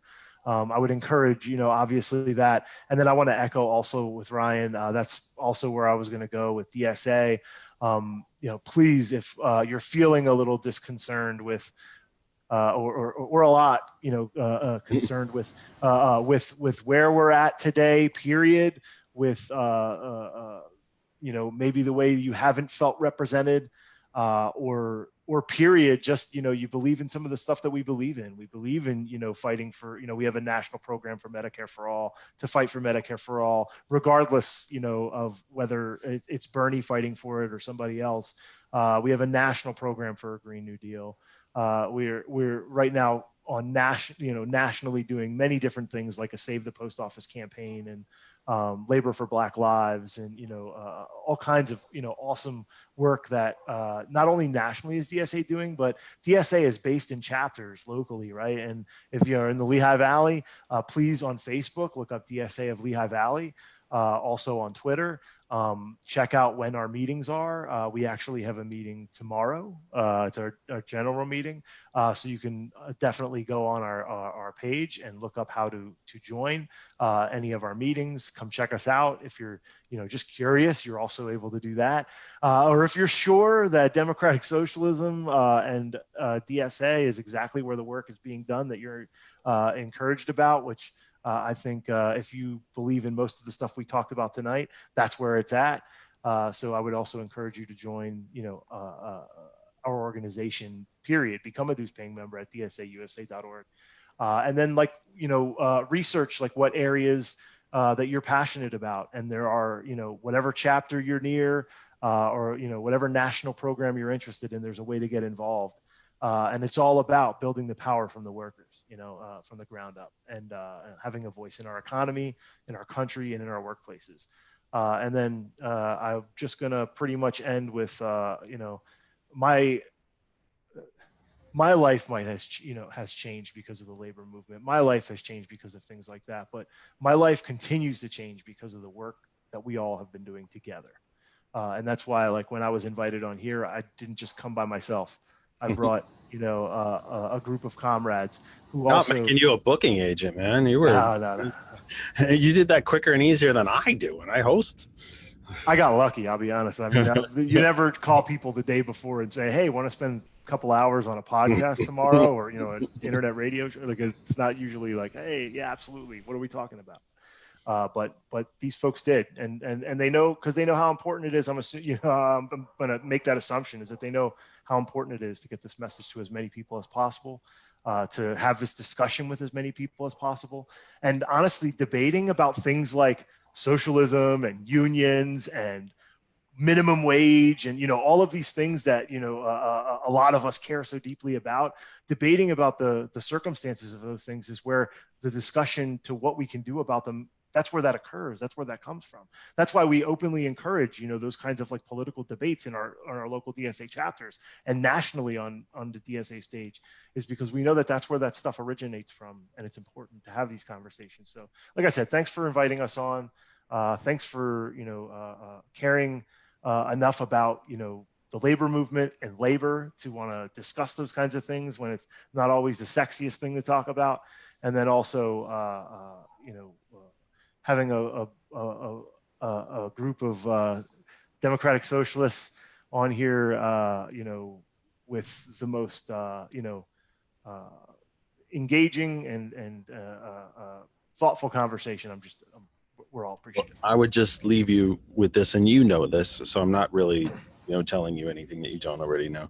When you really look at the policy of it, just the policies, even if you want to take the names out of it, just look at the policies of it. We have had a democratic socialist president in this country, and he was elected 4 times. And the party opposite him had to change the Constitution itself to make sure that it never happened again. If those policies didn't work, how on earth would he have been elected 4 times? And if the moneyed interests, and again, folks, we're talking about numbers here, maths, it's easy. This isn't trigonometry, because guess what? I can't do trigonometry either. One of the reasons I didn't go to college for astronomy is I can't do the maths, but I can look through a telescope and see stars. They're there, and I can identify them. If there's a reason why it's the 1% and the 99%, I get it. They got a lot more money than we do, but there's more of us. There's more of us. Jeff Bezos still only goes to the polls and votes once. If there's 100 people in the room, he's still only one vote. And there's 99 of the rest of us. I know I have said this before, and it has been, a bit on the side of controversy. If you are a Republican and you are in the night, a self-identified Republican, because I don't think there's a lot of real ones, and you are in the economic 99%, there is not a single economic reason for you to be a Republican. Period. End of story. I respect you, and God bless you if those social issues mean that much to you. But this is kitchen table. This is feeding yourself and your family, keeping a roof over your heads, having a functioning vehicle or two, being able to see a doctor. There is not an economic reason for you to keep voting Republican. Again, we may disagree, and that's okay. You watched the program last week. You listened to the program last week. We had a Republican here, Robert Smith, my friend, and he's still my friend today. We disagreed on a lot, and this is among them. Those social issues are important to him. But he failed to give a true economic justification for continuing to vote Republican, period. He believes that he did, and I respect that. He didn't. We had a Democratic Socialist president. He got elected 4 times. And folks that are super powerful and very, very, very rich changed the founding document of our country to make sure it never happened again. Well, here's to the next time that it happens again, right? Yes. Yes. Well, listen, that's a whole different conversation. I am not a constitutional scholar by any stretch of the imagination, but I happen to think the term limits on the president are unconstitutional. If you have 3 co-equal branches, I don't know why you can term limit one and not the others. It's unconstitutional for me. Well, the next time we're on, we'll have to take that one up, I think. Listen, gentlemen, I'm actually going to sign off myself because I'm going to be wild and try and eat something completely plain that I can hopefully keep in my own body. It's been a weird day here, but again, I know I've said it a lot, and I mean it from the bottom of my heart. I can't thank you enough for being here, especially for taking the amount of time that you did. I hope that we hit on enough things that are important to you, that you got to the thoughts that you really wanted to get to. I know that, I dragged everybody around into a bunch of different areas as far as economics and, party affiliations and so on, but I do think they're all intertwined. I don't think the labor movement is its own planet. It's a moon that orbits another planet, and that planet orbits something else, and that solar system orbits something else. They're all tied together for me. So I appreciate that you allowed me to drag you a bit all over the place. So thank you for that. And for over 3 hours, more, almost 4, because of the times that you guys signed on early, and I did actually have some technical problems in the beginning, but just, I don't have enough thanks for you. Anthony, I might bug you tomorrow night. Might actually sign in the DSA. You always send me the invitations and I never sign in, and I should finally sign in. But just thank you guys. I'm sincerely, from the bottom of my heart, thank you for being here, and thank you for all the time. And I mean what I said. Our Revolution PA, you can join us anytime. You can always send me, hit me up. I'll send you the Zoom information. And the door to this program is open to you. I hope this is not the last time that we see you. This is not a one-off. None of my guests. This is not a Robert Smith, Chuck Bonat, everybody from guest number 1 all the way to tonight. The door is never closed. The door is open to you. I hope this is not the last time that we chat. Ronald Reagan's on your show all the time, so I mean, he's living rent. He's living rent. To borrow a phrase from Mrs. Clinton, he's living rent free in my head. I got to be honest, but thanks again, Jeff. Yeah, guys, thank you so much. Please have a great night. Thanks so much. Likewise. Guys. So, ladies and gentlemen, everybody who's still with us on Facebook and my Hot 101 family, I just want to thank you again for being here. I know it's been a long night, and my guests were, I mean, what can I say? I owe Anthony a lot of thanks because he wrangled everybody together. And as I mentioned at the beginning, he was my original guest. And, as we talked and had our pre-production, phone call, or what I tend to refer to as, the nuts and bolts pre-production phone call, I talk to the guest every week and let them know, how it's going to work and so on. And, we kind of got into a conversation and mentioned about, boy, it would be nice to discuss the post office reopening of schools and so on. We didn't even get to the reopening of schools with Paul and Ryan. I mean, a tiny bit, but Anthony just said, I think I know some folks.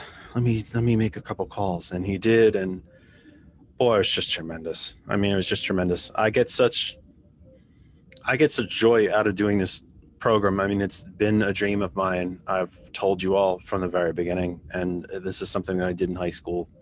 I did radio and TV starting in high school. I definitely got the bug, and but I enjoy bringing you something that I hope you may not be getting in your day-to-day lives, or something that you maybe didn't know. If you take, if you learn one thing from here once a week, then that's what we're here for.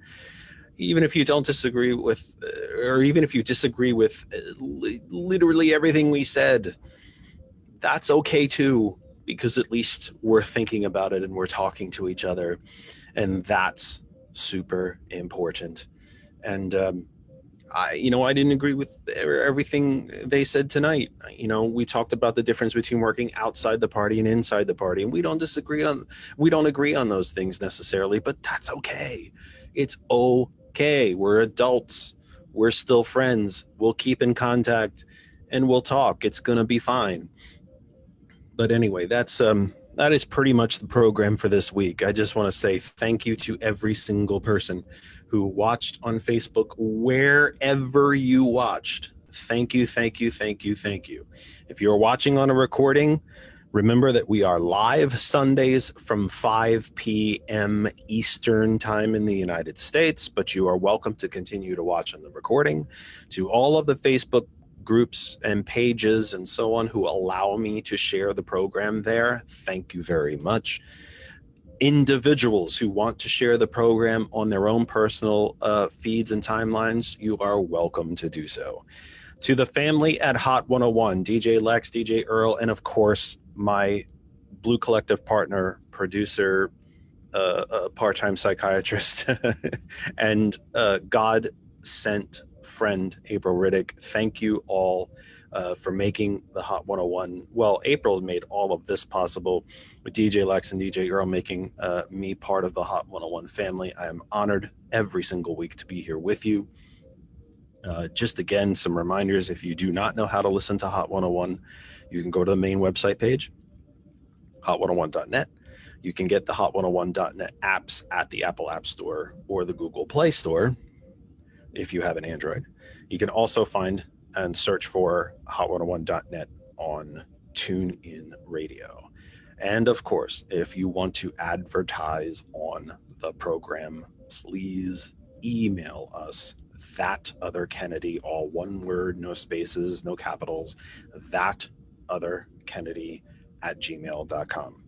Next week is Harold Levy. We'll be discussing integration, diversity, race issues. And on the 30th, I think I have that date right, we will have our student roundtable. That is all I have scheduled currently. I'm working on scheduling into September. Please keep aware, keep notice, keep on alert for to the page. I may have some announcements for you about me co-hosting, co-anchoring coverage of the Democratic National Convention. I will be excited to do so. We don't have everything quite nailed down yet, so please pay attention to the page, that other side of information, Our Revolution PA. I'll be sharing that all around.